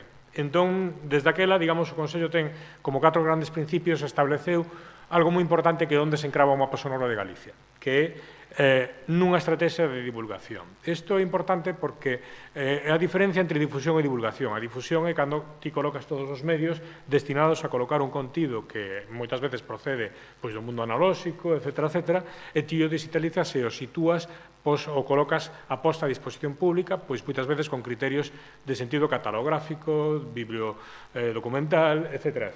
É dicir, a divulgación é diferente. A divulgación é, a partir deses contidos, ver como conseguir que esos contidos chegan a un rango de público máis amplo, a públicos máis amplos. É dicir, ver como construir de alguna forma unha capa na que se realiza unha reflexión de como conseguir que un contido determinado poida abarcar finalidades máis diferentes e distintas. É dicir, hai un traballo intermedio de preparación, de empaquetado e de distribución dese contido. É esencialmente unha diferencia para nós importante. Os principios de divulgación do Consello, e isto é importante, como lles digo, para o que lles vou contar do mapa, eran 4. Desde o principio, a idea de que a cultura galega era multidimensional e era multimedia, é dicir, a cultura galega non era únicamente... Hoxe en día pode parecer relativamente obvio, pero aseguro que hai 20 anos non o era. A cultura galega non era só literatura, ou non era só, digamos, as disciplinas máis clásicas que procedían un pouco do canon do século XX, do que era unha cultura, sino que eran formas moi diferentes, mutables, transformables, en forma de imaxe de movimento, audio, datos, follas de datos, todo tipo de formatos diferentes. O segundo é que nós creemos na innovación polo feito de que por moitos motivos, pero un deles que non é menor para nós é que somos conscientes un pouco do país no que estamos e moitas veces dos tópicos que hai que loitar en relación á idea da cultura galega, que é unha cultura minorizada e, polo tanto, a que se asocian unha serie de valores vinculados pois digamos, a ubicarla nunha posición secundaria con respecto a outras culturas. Entón, nos utilizamos tamén a innovación, entre outras cousas, como unha forma de prestixiar a propia cultura. É dicir, eu sempre digo, gustame moito que moitas veces as memorias dos rapaces en relación á introducción dunha nova tecnoloxía, creo que non é menor que esa memoria sexa en galego. Que a primeira vez que viviron unha tecnoloxía, unha forma de contar, que esa forma de vela fora en galego. Creo que non é unha cuestión menor, porque a nosa identidade está formada de memorias. Ese é poñer un ladrillo desa memoria. O terceiro é que sempre intentamos apostar na medida das nosas posibilidades por novos formatos. Os novos formatos por un sentido de que, porque creemos que sempre hai que ter unha reflexión alrededor de como as institucións, e non só as institucións, contan o contido. É dicir, porque aínda que seríamos imprudentes se dixéramos que calquer contido pode chegar a calquer público simplemente pola forma na que se conta, eso non é certo. Si é certo que hai formatos que nos permiten chegar a a públicos diferentes, ou que nos permiten expresar mellor un contido determinado. E o terceiro objetivo, e este é moi importante para o mapa tamén sonoro, é o Consello da Cultura se move nun terreno, nunha cultura que, como dicía antes, é unha cultura minorizada en términos de públicos e audiencias, en xente que lee, escoita, ven galego, etc. E un objetivo que ten o Consello é contribuir a incrementar a base de usuarios, por si queremos chamarlle, da cultura galega, non só no público, senón tamén no territorio. Isto para nós é moi importante, é dicir, intentar que os contidos podan chegar a un territorio que, como logo vamos a ver, é moi diverso. Dous exemplos moi breves do tipo de traballos que facemos antes de entrar en Farilla. Pois, un exemplo máis duro, este é un produto que acabamos de lanzar pois realmente hai pouco, creo que hai 3 semanas ou unha cousa así, que é o Álbum de Galicia, que é un resultado da fusión, un resultado tecnolóxico da fusión de diferentes coleccións biográficas que temos no Consello da Cultura Galega. Entonces, aquí é onde aplicamos un pouco esta innovación, pois dunha forma máis invisible, pero para nós moi importante. No Álbum de Galicia temos biografías que poden ter un sentido máis ou menos convencional, aínda que nós sempre apostamos por biografías multimedia, pero parte da innovación que aquí intentábamos facer é, pois, non sei, por veñer a Rosalía, é intentar, programando na casa, producindo, que ademais, digamos, do que pode ser unha biografía canónica no sentido formal de Rosalía de Castro, aínda que tuvese todo tipo de documentación que puidésemos consultar, autógrafos, manuscritos, ensaios, etc., automáticamente, no noso sistema, puidéramos invocar todo tipo de material documental que ten que ver con Rosalía de Castro e, de alguna forma, crear unha biografía que está todo o tempo actualizándose a partir de múltiples fontes de información que están dentro do corazón de programación do Consello da Cultura Galega e que nos permiten incrementar a superficie de exposición destes contidos e facer que se sean máis coñecidos. Bueno, pois esta innovación hardcore, no sentido de que, sobre todo, é traballo interno, é dicir, non é algo especialmente visual, pero algo moi importante, porque nos permite conectar múltiples fontes e tremendamente heteroxéneas de documentación e material diferente. E outro tipo de innovación máis visual, por exemplo, poderán ver o ano pasado fixemos unha exposición en Santo Domingo de Bonaval, na igrexa, no Panteón de Galegos Ilustres, arredor de Castelao, chamase Alba de Gloria, unha experiencia, e era unha exposición arredor dun discurso, é dicir, unha exposición dun intangible, e ademais un discurso que, sobre todo, estaba baseado en evocar un imaginario, e a veces incluso construído. Entón, empezamos a tecnoloxía non só con esa desenvolvemos produtos dentro, sino tamén que as desenvolvemos, empezamos cada vez máis a aplicala en términos expositivos e términos físicos, que é moi interesante. Entón, para esa exposición o que fixemos foi dar a posibilidade de que ti puderas interactuar con Castelao, foi un proceso co propio Castelao, a través de realidade virtual. Entón, este que vedes aquí, fixemos unha recreación, unha reconstrucción de Castelao moi detallada, é dicir, podes dicir como Castelao dobraba o pano na chaqueta e as manías que tiña para dobrar o pano na chaqueta e onde levaba sempre os folios do discurso, é dicir, porque creo que utilizamos todo o material gráfico disponible de Castelao e xa lle sigas os tics que tiña Castelao para crear unha recreación virtual na que ti puides interactuar con Castelao e co seu imaginario. É dicir, era unha experiencia que foi a primeira vez que se fixo en Galicia como tal, funcionou moi ben, nos permitiu chegar a moito público diferente, aquí ven xente máis maior, pero traballamos con moitísimos escolares, e era un pouco, ti te metías no mundo e podías conocer a unha santa compaña. Bueno, estes son exemplos do tipo de cousas que facemos e onde ven. Vamos ir acercándonos á idea do mapa. O Consello empezou no ano 2009 a experimentar con mashups. Mashups é un palabro que en internet ven significando cando ti fas converser dúas tecnoloxías diferentes. Era algo que a nós nos parecía tremendamente interesante e estratégico, digamos, sobre todo, a converxencia entre as opcións daquela disponibles de cartografía, sustancialmente as facilidades que outorgaba Google Maps, en relación ás nosas capas de datos. Por que nos parecía interesante? Pois porque Galicia é un país extraordinariamente complexo en términos xeográficos, en términos de unidades de poboación, como ben saben, en términos de incluso de entidades locais asociadas, E nos parecía moi interesante, para cumprir con ese objetivo que tiña o Consello de chegar a públicos moi diferentes, traballar moito na capa local, é dicir, na capa territorial, porque tiñamos un pouco a idea de que ese público era especialmente interesante, público que era capaz de ler e interesarse por ler contidos sustancialmente a partir de ópticas esencialmente locais. O Consello moitas veces, bueno, non sabe, digamos, realiza actividades fora desta sede, noutros puntos o Consello só ten sede en Santiago de Compostela, entón intenta de alguna forma chegar a outros sitios e somos ben conscientes da relevancia da cultura e das identidades locais. Entón, no ano 2009 comenzamos a traballar con Mashups realizando un proxecto moi grande que era unha especie de gran mapa de equipamentos culturais, é dicir, estaba orientado sobre todo en este caso a xestores culturais e técnicos para que pudieran coñecer que tipo de equipamentos culturais había en Galicia. Estamos falando de salas de actos, bibliotecas, hasta aulas de informática, pasando por museos, etcétera, etcétera, con todos os datos posibles que había sobre eles e que funcionase como unha ferramenta de planificación. Foi un proxecto enorme, pero que nos permitiu documentar, creo que, falo de memoria agora, pero creo que preto de, non sei se 10.000 espazos, 10.000 espazos culturais en Galicia, dos que houve que obter información e que nos permitían, de alguna forma, este traballo nos permitiu aprender que, claro, un mapa é unha infografía tamén. Obviamente depende do que colocas, pero un mapa te dá un sentido da distribución no territorio de cousas.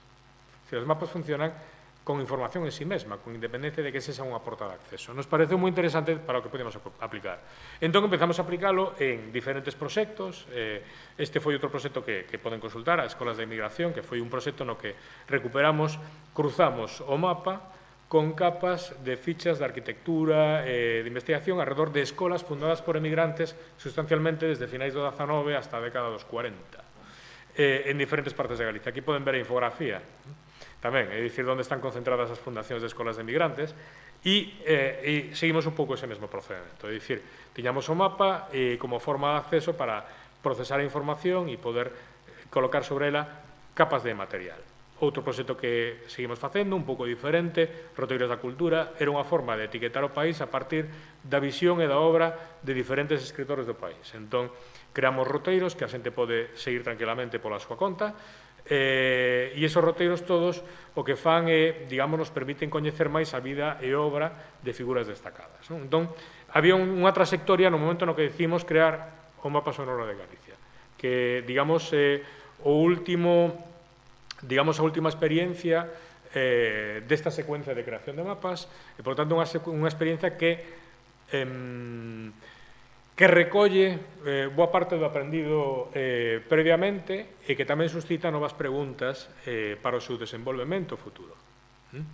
O Mapa Sonoro de Galicia xa traballa con unha tecnoloxía diferente, non sei se sabe, a desgracia, non sei se alguén o comentou na xornada nas veces que non estiven, pero a desgracia que tuveron boa parte deste tipo de plataformas basadas en mapas foi que Google decidiu empezar a cobrar polo uso dos mapas e, basicamente, mandou o tacho a un montón de proxectos e creou un grave problema para moitísimos proxectos. Nós estamos en proceso tamén de reparación dos mapas vellos derivados desa decisión de Google, que nos revelou tamén unha debilidade destes mapas, que é a confianza en servizos externos. E non unha debilidade menor, é unha debilidade maior. É dicir, que a hora de concebir estes proxectos, antes se falou deso, supoño, non? Sí.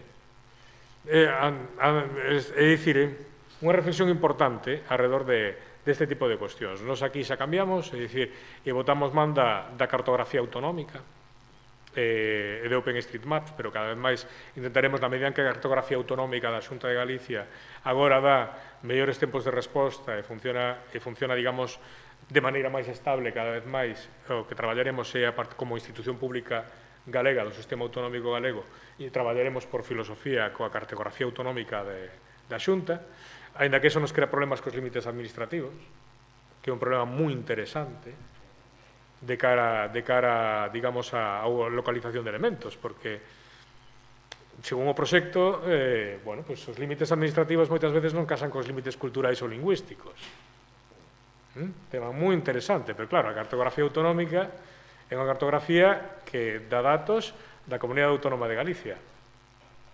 Datos de moita calidade, pero vinculados a ese espacio. Entón, non é unha decisión fácil. Non é unha decisión fácil.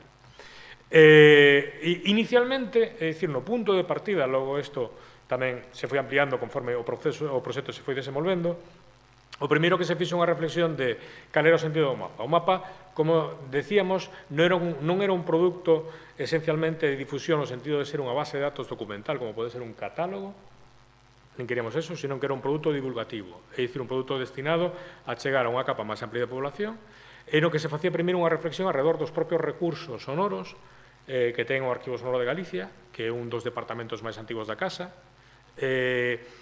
alrededor de que documentos sonoros albergados no arquivo tiñan un sentido nun mapa deste tipo. É dicir, podían ter un sentido inicial nun mapa de sentido. En que medida a localización pode achegar un valor a un documento sonoro? En que medida esas dúas capas de información, o documento e a súa ubicación xeográfica podían contribuir a unha mellor comprensión do documento? E ao mesmo tempo, en que medida o documento podía contribuir a explicar dunha maneira máis clara o territorio. Iso quere dicir que desde o primeiro momento, é dicir, nas primeiras debates ou nas primeiras conversas, hubo bastante claro de que había coleccións sonoras que tiña o Arquivo Sonoro que encaixaban perfectamente no proxecto e outras nas que se cadra non tiñan sentido nese proxecto como tal.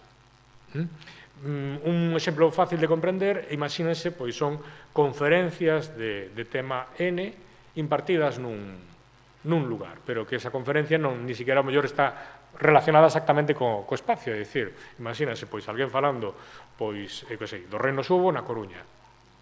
Bueno, é dicir, en que medida a localización achega valor a ese documento? Bueno, pois moi reducido, é dicir, desde, polo menos, nunha primeira lectura, moi reducido, non? É dicir, pode ter sentido poñer en valor ese documento de outra forma, pero a localización non lle dá algo especialmente relevante, polo menos nunha primeira fase dun documento desos. Entón, un pouco estaba claro desde o principio que o mapa, para o sentido inicial do mapa, e podía ter moitos sentidos, pero nos interesaba moito do mapa a capacidade de reflectir a diversidade.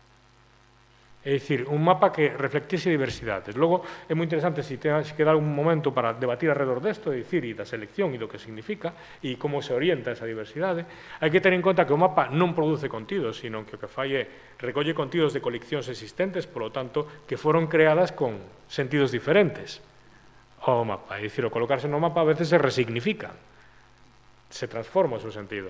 Entón, esa diversidade era lingüística, logo lle enseña algunha colección, é dicir, a diversidade interna da lingua galega, é unha diversidade antropolóxica, no sentido da presencia do tipo de relatos, narrativas, de tradición oral que están no mapa e que se van transformando no territorio e que teñen que ver moitas veces con espacios concretos do territorio, moitas veces moi próximos ao sitio no que foron gravadas, diversidade musical, diversidade ecolóxica, diversidade etnográfica, cando incluímos, a parte desa tradición oral, pois todo tipo de sons.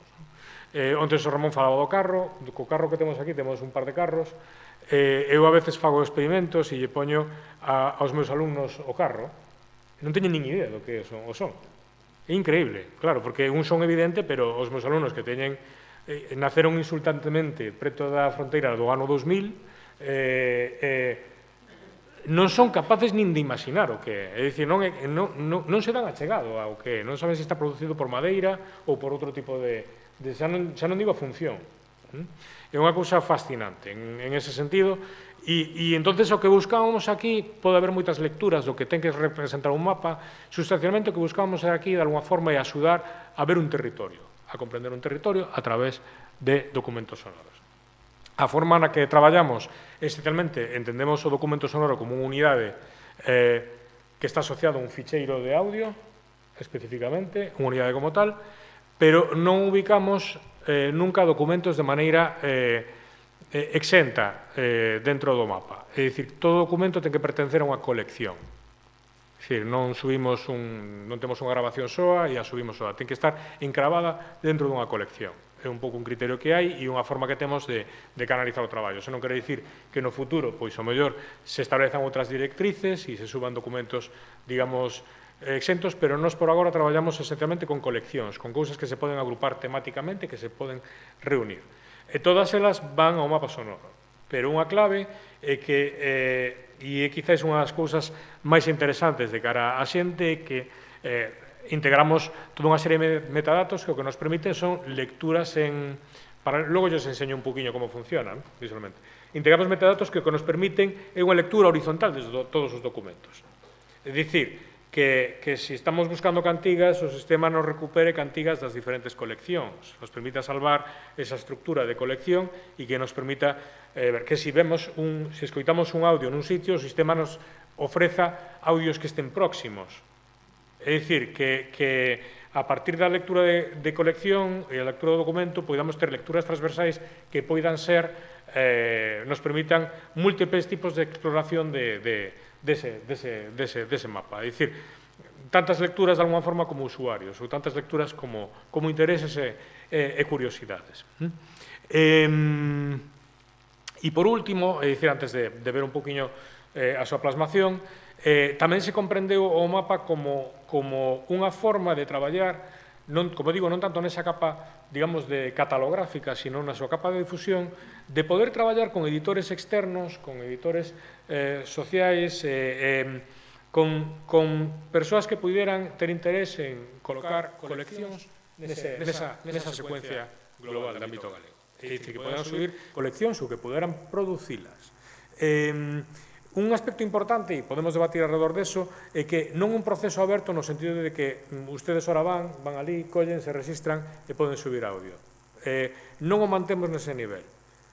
Mantémonos nun nivel intermedio. É dicir, hai un editor que está creado e o que facemos é un editor moi sinxelo, pero que preferimos, de alguma forma, dialogar para falar sobre que é posible meter, que é posible introducir,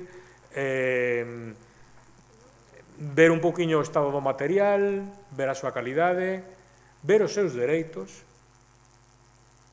que é un aspecto que non é menor, porque quero dicir, un dos grandes debates que moitas veces temos na xestión de contido e como institución o temos que ter moi claro, pero sobre todo tamén na nosa relación, digamos, con terceiras partes, é, de alguna forma, ter sempre claro como o esquema de dereitos que manexamos.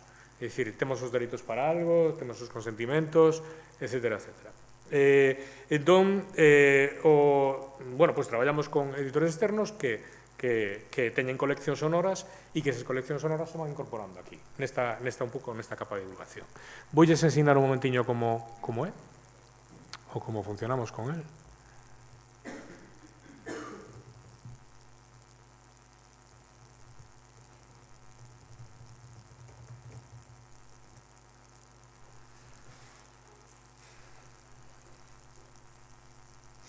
Bueno, pois este é un mapa sonoro. Hai algunhas cousas interesantes, os que onte estivechedes comigo aprendendo editores, estas cousas xa as contei, é dicir, porque 3 persoas que participaron na experiencia de onte van a editar unha colección, é dicir, a colección que queramos para isto. O mapa nos vai desvelando un pouco o material que temos, é dicir, como vedes o material se vai agrupando que chamamos en clústers, que son estes globiños, que conforme nos vamos achegando a eles, nos permiten ir distribuindo a información polo territorio. Isto facemos así para facilitar a carga rápida do material, é dicir, conforme o material se vai agrupando por territorios e conforme nos vamos achegando a Zoom, pois nos vai separando e ubicando as cousas sobre o territorio. Aquí hai un tema moi interesante, polo menos a mí me parece moi interesante, que ten que ver con outro factor, que é a Lei de Protección de Datos. Aquí hai, como se poden imaginar, polo que lles comentei previamente, aquí temos registros de todo tipo. Hai registros de grabacións naturais, hai registros etnográficos, hai historias de vida, hai toda unha serie de material, moito del previamente publicado. Como ven aquí, sempre temos presente unha lenda que amosa puntiños en vermello, nos explica aquí, ou puntillos en azul. Os puntillos en azul indica que a gravación foi realizada exactamente nesa posición. Os puntillos en vermello din que a localización corresponde ao centro da parroquia na que foi realizada a gravación. Xa se poden imaginar cal é a diferencia. E se pode ver moi ben aquí. Se nos vamos, o que sei, aquí a Belesar. Se nos vamos a Belesar, aquí hai 2 puntos azuis e hai un punto vermello. Os puntos azuis correspóndense con grabacións do entorno natural, de paisaxes sonoras propiamente. Por exemplo, en este caso, pois o salto hidráulico de a central, digamos, do salto hidráulico de Belesar.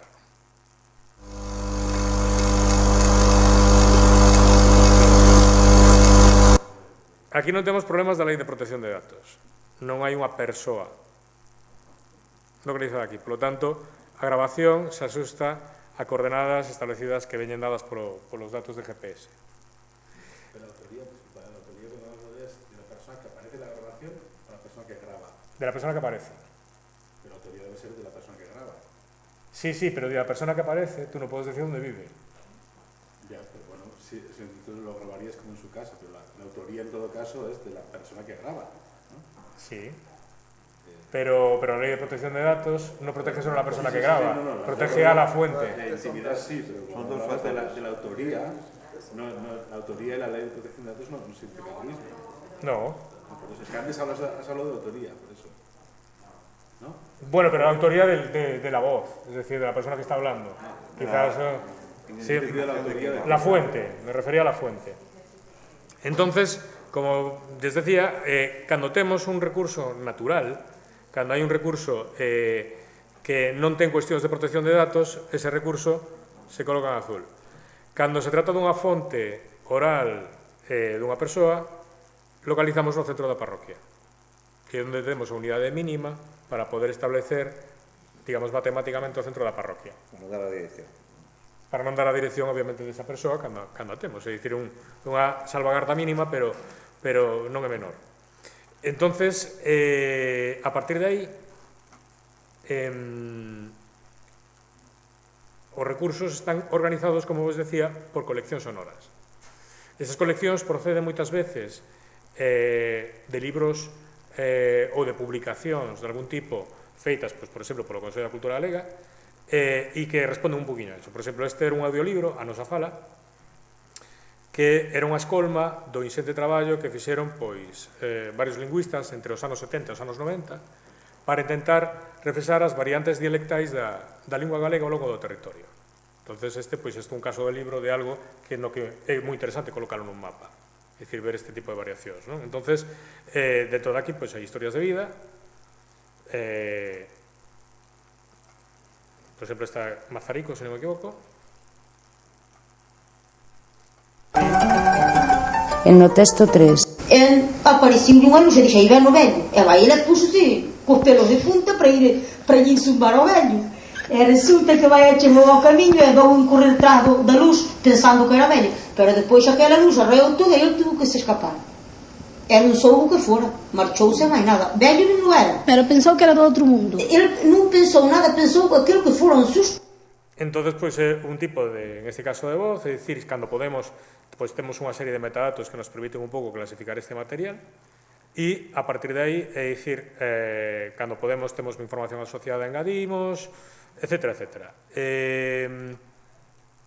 Un aspecto moi importante ou moi interesante, como vos decía, era a capacidade digamos, do sistema de intentar buscar a través dun tesauro, é dicir, a capacidade de conseguir que os registros sonoros se poidan conectar un pouco entre sí.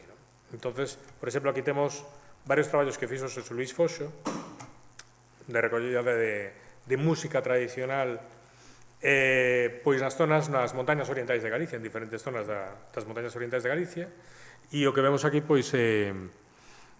digamos, ese tipo de registros e que están etiquetados para poder, de alguna forma, cruzar este tipo de información, non sei, religión. E o sistema busca a través de todas as coleccións e nos permite recuperar todo o material no que falamos no que se fala de religión. a partir de recuperar ese tipo de información e de material. O noso San Miguel, todos xuntos cantar. E nos permite un pouco ver este tipo de cousas. E o sistema, como os decía, gracias ao etiquetado, nos permite de alguna forma explorar o territorio. Entonces nos aparecen pois outras pezas que están ubicadas nesa zona, unas proximidades da zona. Non sei se establecemos un criterio de, non sei se, creo que 40 ou 50 kilómetros ao redor do espacio no que está localizada digamos, este documento sonoro, e son formas diferentes de poder explorar, digamos, o propio mapa, non? Aspectos tamén interesantes, bueno, é dicir, o que nos permite, pois, plantexarnos lecturas novas e, sobre todo, tamén explorar este tipo de posibilidades. Aspectos de reflexión que poden ser interesantes para o futuro. En que medida estes tipos de mapas poden conversar coa sociedade? Poden ser de utilidade, é dicir, moitas veces as utilidades prácticas deste tipo de mapas están nos dous sentidos. Por exemplo, o coordenador do arquivo sonoro hai un sentido moi lóxico que é a educación, a capacidade de ter estes mapas, de convertirse en ferramentas para traballar de maneira moi próxima no ámbito educativo e construir novas relacións a nivel local gracias ao uso deste tipo de recursos. Entonces, unha vía moi interesante para nós na medida en que podemos utilizar este tipo de ferramentas, que son ferramentas esencialmente divulgativas e, polo tanto, de alguna forma moi orientadas a que chegan públicos para poder recoller patrimonios sonoros locais e ser utilizado desta maneira, para poder recoller elementos locais, poder chegar a xente e poder traballar. Entón, unha das vías interesantes é traballar co ámbito educativo, xenerando proxectos que moitas veces, no traballo que temos con profes, poder traballar un proxecto no que se conectan os rapaces con un espacio moito máis grande, pois é bastante interesante e bastante posible. Bueno, estos son un poquinho as vías, as ideas que vos quería dar, que el que era a cuestión, pois aí tedes o meu correo e tamén tedes o correo do arquivo sonoro, é dicir, para poder que tamén contactartes directamente con ele. Moitísimas grazas.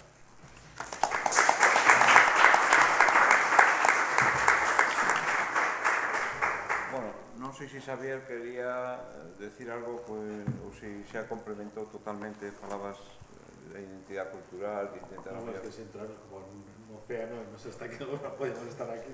Bueno. No, era por la cuestión de la mesa redonda, más que nada, para intentar conquistar esto. Pois non podemos pasar ás preguntas por parte de quen queira plantear calquer cousa. Alguna pregunta?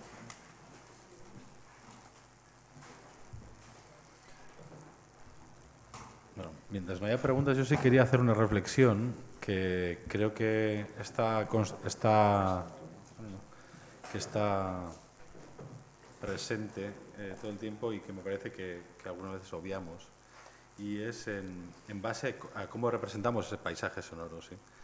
Cuando vemos una fotografía que capta algo, un espacio, ¿sí?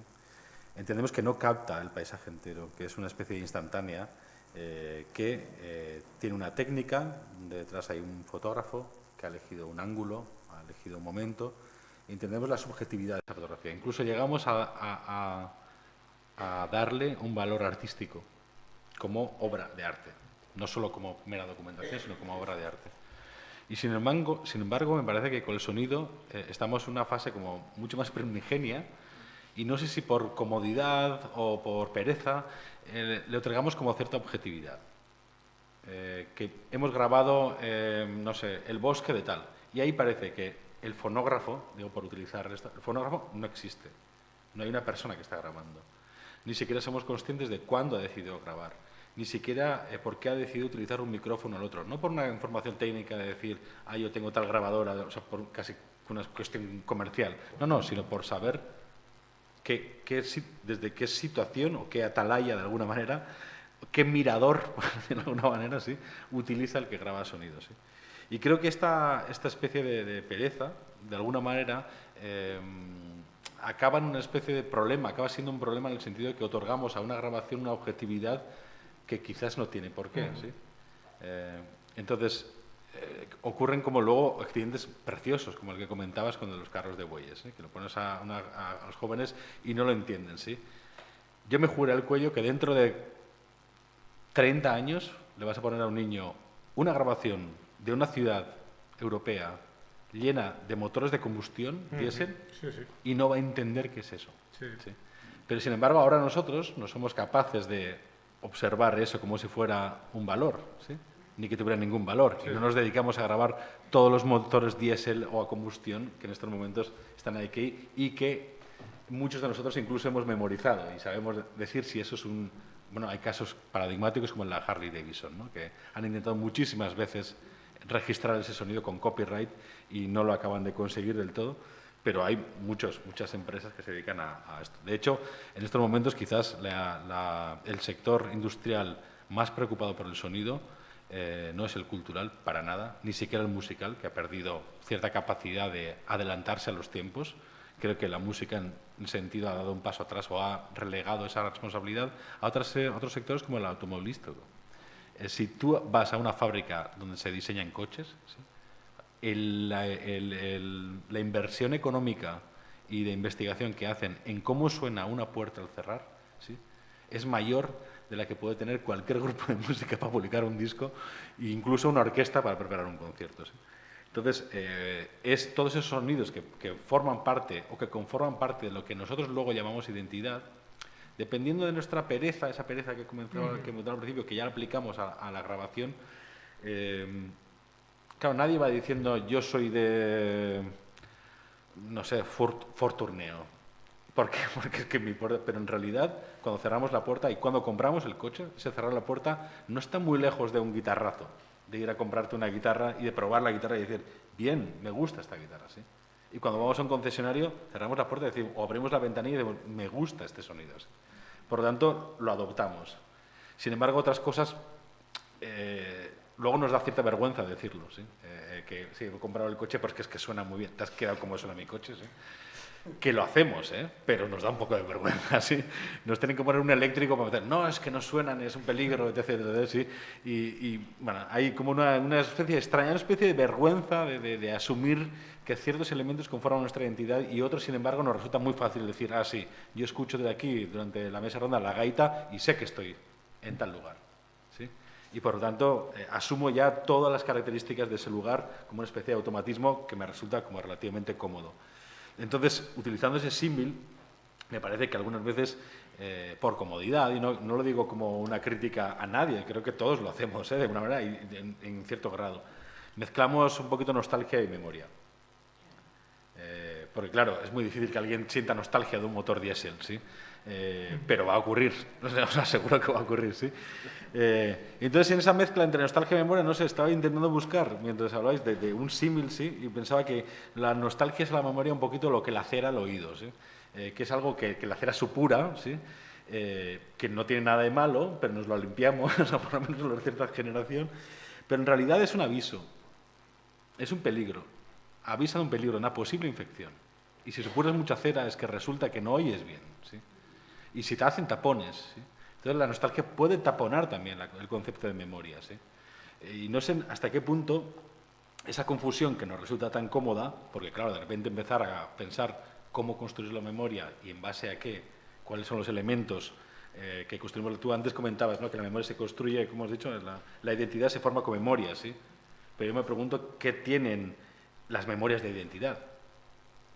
O sea, hasta qué punto esa memoria nuestra no es adoptada, no es comprada como la puerta del coche, ¿sí? Y ya viene cargada de identidades que nosotros ya asumimos todo el paquete. No empezamos a decir, yo me considero vasco. Ah, bueno, es que ser vasco significa... No. Luego ya empiezas a sufrir durante la vida y cuando sales, especialmente, empiezas a sufrir qué cosas buenas y malas puede tener ser de un lugar o hacer una apología de ser de un lugar, ¿sí? Entonces, ahí me parecía interesante hablar de ese concepto de identidad tan condicionada.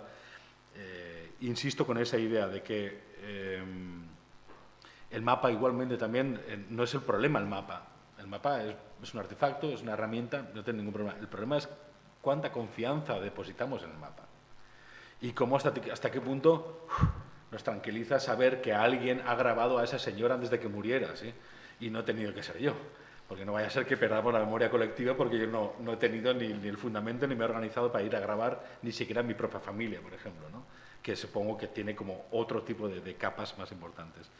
Entonces, insisto en esa idea de que creo que entendemos la cultura y la identidad cultural desde la diferencia, de que yo soy vasco en cuanto soy diferente al galego, ¿sí? Y entonces, claro, hay una defensa ahí de lo mío. No hay una cuestión de saber ¿y qué es lo que nos diferencia en realidad? No. Hay un orgullo de ser diferentes, ¿sí? Y creo que, insisto, creo que el sonido se ubica en esa brecha que está entre la necesidad de buscar un diferente, ¿sí? Y en esa brecha tenemos todo un mundo entero por descubrir que sería una pena que limitáramos a entender unas grabaciones como objetivas y no entenderlos de los subjetivos, ¿sí? Y entonces, obviamente, yo cuando voy a hacer una grabación, yo soy muy consciente de dónde ubico la grabación, sé qué micrófono se ha decidido utilizar. Y para mí es como componer música. No hay ninguna diferencia. Yo cuando toco con un teclado, con una guitarra y hago una canción y pongo un micrófono y voy a un bosque y decido grabar, el mecanismo es exactamente el mismo, ¿sí? Entonces, no sé hasta qué punto, quiero pensar, y creo además, que todas las abordaciones que hacemos desde los mapas sonoros son útiles, son muy útiles. No sé muy bien para qué, pero yo creo que son útiles y probablemente son útiles en el sentido de que alimentan esa brecha. Incluso algunas veces se ubican en esas diferencias, ¿sí? Pero no tiene ningún sentido a no ser que nosotros asumamos realmente la subjetividad que hay en esas grabaciones. Por muchos datos objetivos que demos de cantidades o de técnicas que hemos utilizado.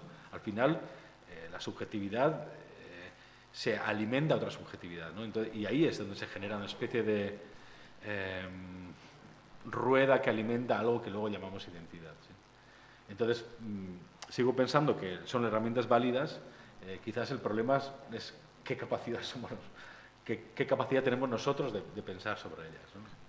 Yo cada vez estoy más interesado en el discurso, bueno, como también estamos así para facilitar la comunicación, cada vez estoy más interesado en el discurso, en la capacidad que podemos tener de tener lecturas críticas o diferentes de los documentos sonoros.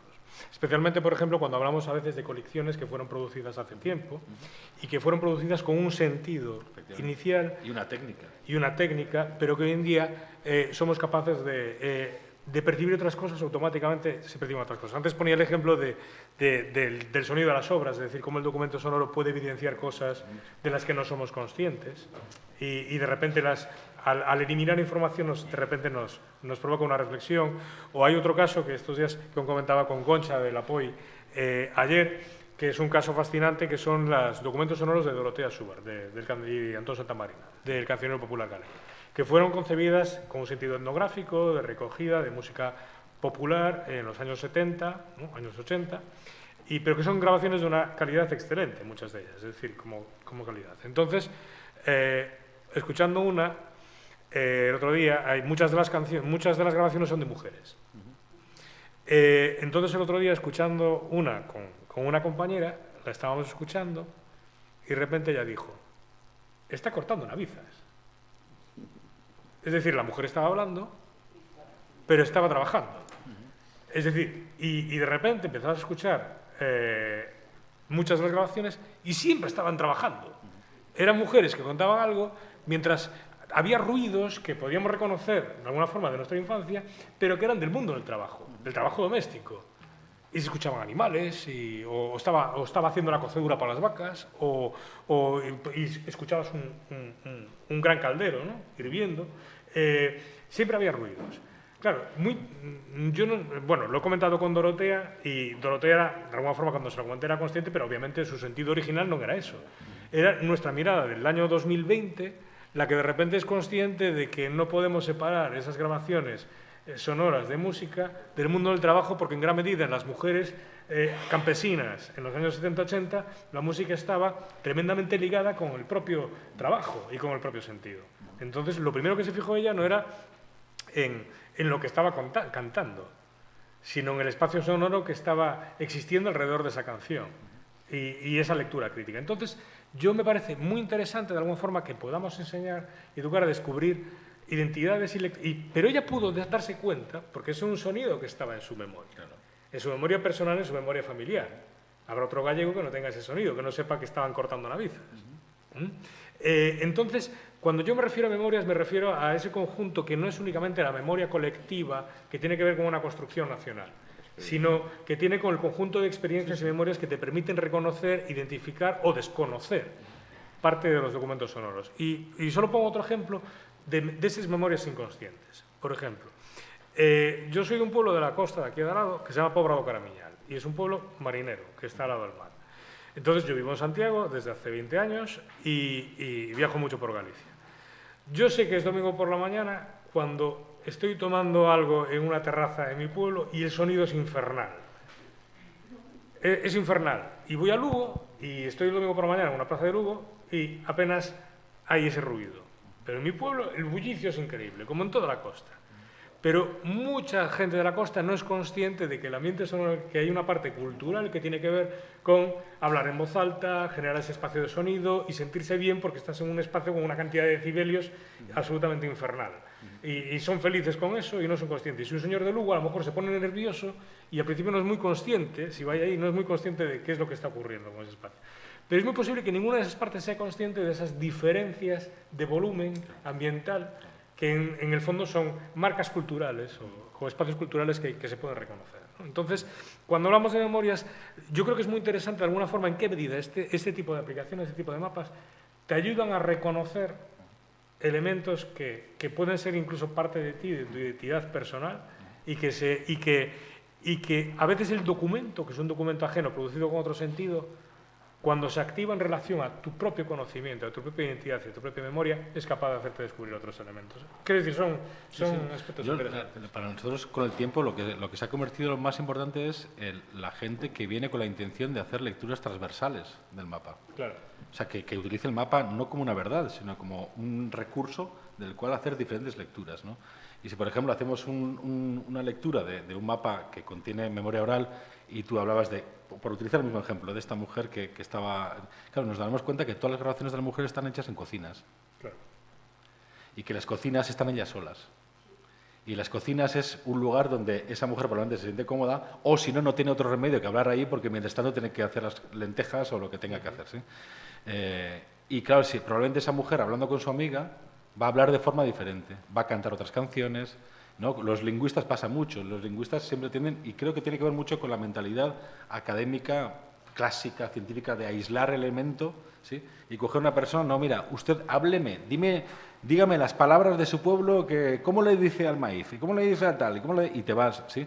Sin embargo, esa persona, cuando acaba de hacer esto, que intenta hablar bien, porque hay un micrófono, hay una persona que ha venido desde una ciudad a grabarle, se cree importante y tal, cuando acaba la conversación y va con su amigo o lo que fuera a trabajar o al bar o a donde tenga que irse, probablemente va a hablar de forma absolutamente diferente, ¿sí? Yo ahí tengo una experiencia muy clara de este año, además. En una de las materias que imparto, pues hacemos prácticamente 100 entrevistas a personas, casi siempre de ámbitos no urbanos, y yo le pido a mis alumnos que hagan la entrevista, pero que además de la palabra exista atmósfera sonora, ¿no? Bueno, se hizo una entrevista maravillosa a una persona que había estado emigrada en Suiza, que era analfabeta a pesar de estar 34 años en el extranjero, que sin embargo, aunque no sabía leer y escribir, hablaba alemán. Un personaje increíble, ¿no? Gustó tanto la entrevista que los propios alumnos pidieron, pero ¿por qué no la traemos al estudio? Y se repite. Fue un fracaso absoluto. Claro. Aquella mujer sentada ante un estudio de radio se vino abajo. Claro. ¿Por qué? Porque había perdido la confianza y porque su espacio sonoro en el que ella se desenvuelve y además pues el estar ajena a esa tecnología y a la gente también, pues lo había abierto a un mundo que era el suyo, ¿no? Y aquí, metida en el estudio de radio, se cerró todo en banda y las respuestas acabaron siendo monosílabos, ¿eh? Sí, no. Yo en relación a eso, me interesa mucho el mapa como formato, también por otras cuestiones que evidencia. Y pongo un caso que no es tanto, un caso un poco distinto del mapa sonoro, pero yo promuevo un proyecto que se llama patrimoniogarego.net, que es un mapa social de patrimonio. Cualquiera persona va allí, anota y geolocaliza un bien cultural. Son bienes inmuebles los únicos que se marcan allí. Y hay más de 10.000 hechos por mucha gente diferente subidos. Entonces, no hay ninguna institución detrás. Es cualquiera, responsabilidad personal, o puede ser un colectivo, pero alguien que toma la decisión de colocar en un mapa ese elemento. Entonces, hay un tema que me interesa mucho de eso, que es la responsabilidad civil en relación al contenido. Y hacer una reflexión de hasta dónde llega el papel de una institución o de las instituciones y dónde empieza el papel de la sociedad civil. Y en qué medida eso evidencia tus propias contradicciones con respecto al contenido. Entonces, una cosa muy típica es que de mi zona no hay nada. Digo, súbela. Claro, es que no hay nadie detrás. Es que esto depende y entonces eso de repente evidencia contradicciones muy interesantes alrededor de eso. Por ejemplo, que en las zonas en las que hay menos elementos catalogados son aquellas en las que hay asociaciones de patrimonio cultural más fuertes y potentes, que tienen su propia agenda. Entonces, esas cosas las evidencia un mapa, es decir, y ese tipo de elementos. Entonces, por eso yo creo que pensando bien cómo tiene que ser el futuro de este tipo de formatos que permiten visibilizar documentos sonoros o no sonoros sobre el territorio, yo creo que buena parte de su explotación está alrededor de las preguntas que son capaces de formularnos sobre cómo entendemos el territorio. No podemos olvidar que los mapas colaborativos todavía es una novedad. Por primera vez en la historia somos capaces de hacer mapas colaborativos. Sí. Ahora los mapas eran, lo hago yo desde mi estamento de poder y sirve para esto. Sí, sí. Por eso decía que no es un arte militar. Pero el ser colaborativo creo que es una novedad. Ya veremos qué ocurre en el futuro, claro, y cuando de repente dejan de ser. La colaboratividad deja de ser como un cúmulo de subjetividades. Muy bien. Bueno, creo que estamos... ¿hay una pregunta? Muy breve. Muy breve, venga. Muy breve. Primeiro, se me permite, louvar actividade portuguesa de Euskadi e de Galicia. Pero non sei se esa difusión, ese contenedor que nos explicaba moi ben Manuel, por exemplo, ou tamén Xavier, ten a suficiente repercusión social. E que quero decir? Estas actividades, esta web que está aquí concentrada e que ten tanto e tan bon, chega a onde ten que chegar. E decátome dun feito que me parece importante. A saturación que ten internet ahora mismo é un impedimento. Eu non vou buscar isto. Ao mellor eu sí, outro calquera. A pregunta que fago: trabállase con lugares teóricamente marxinados? Trabállase en lugares contaminados, incluso auditivamente? Trabállase con profesorado para que difunda este tipo de actividades? En nuestro caso, sí. Nosotros intentamos trabajar con el máximo número de gente y, sobre todo, nos interesa muchísimo llegar a los lugares que están más oscurecidos, y de tratar la percepción, o sea, entender la percepción también de la máxima pluralidad posible. Por eso decía que siempre somos muy conscientes de que los mapas nos da un poco de miedo, ¿sí? Pero también es verdad que si de repente, pues no sé si por una novedad o por lo que sea, se nos exige a nosotros como si tuviéramos que justificar algo, cuando que a un fotógrafo nadie se le exige. A mí me pasa muchas veces ir a grabar una manifestación y que te vengan 3 personas y te digan: ¿tú qué estás grabando? ¿Cómo? Sí, ¿a dónde vas con los micrófonos? Mira, periodista de prensa, periodista de radio. No, yo iba a grabar esto, pero que alguien pregunte en el siglo XXI eso, cuando de entre las 10.000 personas de la manifestación todo el mundo lleva una cámara y está sacando fotos y grabando vídeo, y yo soy el sospechoso por llevar un micrófono como si fuera capaz de escuchar los pensamientos de las personas, ¿no? Claro, dice mucho de nuestra dificultad de entender ciertas cosas, ¿sí? Y a un fotógrafo nunca le vamos a exigir nada, ¿no? Y lo mismo con la saturación de Internet. Nadie se plantea que Instagram sea una cosa mala y tiene millones y millones de fotos. Imaginémonos eso con sonido, que sería. Imaginemos por un segundo, ¿sí? Y sin embargo nosotros parece como que tuviéramos que justificar y cada grabación que vamos y tenemos que explicarla y taguearla definitivamente. Y sin embargo la fotografía no le exigimos eso, ¿no? Entonces creo que hay una cuestión cultural del valor que otorgamos a un documento y al otro. Bueno, eu quería responder un pouco no sentido de que a miña experiencia me indica que isto é un tema moi minoritario.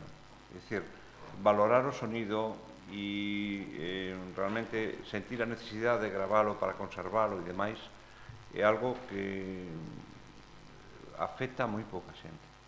Eu levo 25 anos facendo paisaxes sonoras, 100 cada ano cos meus alumnos. Me costa moito traballo, moitísimo traballo cada ano, transmitir esa necesidade. Eu o fago, máis que nada, para que eles sean capaces de incorporar á radio sonidos que non solamente señan os do estudio, que é un dos grandes males que ten o sistema radiofónico actual, non? Pero realmente para conseguir eso hai que explicar moitísimas cousas. E tampouco se crea escuela. Pois en 25 anos pasaron 2.500 alumnos que traballaron comigo, non hai ningún aquí, É dicir que tampouco, vamos, me podo sentir orgulloso de que ese traballo, bueno, está Manolo, pero me parece que ningún máis. Es que todos aprendieron mucho. Tamén é certo. Pero bueno, evidentemente se consiguen cousas, pero moi lentamente. Dende o Arquivo do Son, ahora temos unha intención, a ver se prospera, porque é moi difícil, de conseguir 12 centros pilotos en Galicia, en institutos. Queremos, e bueno, xa tuvemos algún contacto, e xa hai polo menos algúns profesores, non sei se aquí temos algún, sí, interesados nesta experiencia. Vamos a, primeiro, intentar reuniros a esos profesores que son voluntarios, que o van a facer de unha forma voluntaria, formalos para que teñan os mismos criterios, e intentar que os alumnos dos institutos desa comarca podan, con un certo sistema, recoller sonidos do seu entorno. Se conseguimos non 12, pero 6 institutos nun primeiro ano, o mellor eso pode contribuir a xenerar un clima favorable a todo este movimento que creo que é tan importante. Pero vai ser un traballo moi lento, moi costoso, porque, bueno, non temos nin tradición nin estímulos para isto. E, evidentemente, desde as institucións e desde o Arquivo Sonoro, cos limitadísimos medios que temos, tamén resulta tremendamente difícil. Eu quixera xa rematar, porque nos estamos indo da hora, agradecendo a todas as persoas que están aquí como asistentes, como público, porque sei que todas son persoas interesadas e tratamos de eliminar públicos cautivos.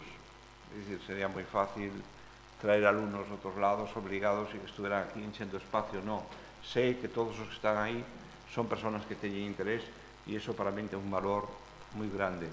Quería, lóxicamente, agradecer a todos os ponentes que pasaron por aquí estes 2 días e que creo que aprendimos moitísimo de todas as intervencións que se teñen producido. E, por último, quería agradecer os técnicos do Consello da Cultura, sin os cales sería absolutamente imposible realizar estas jornadas.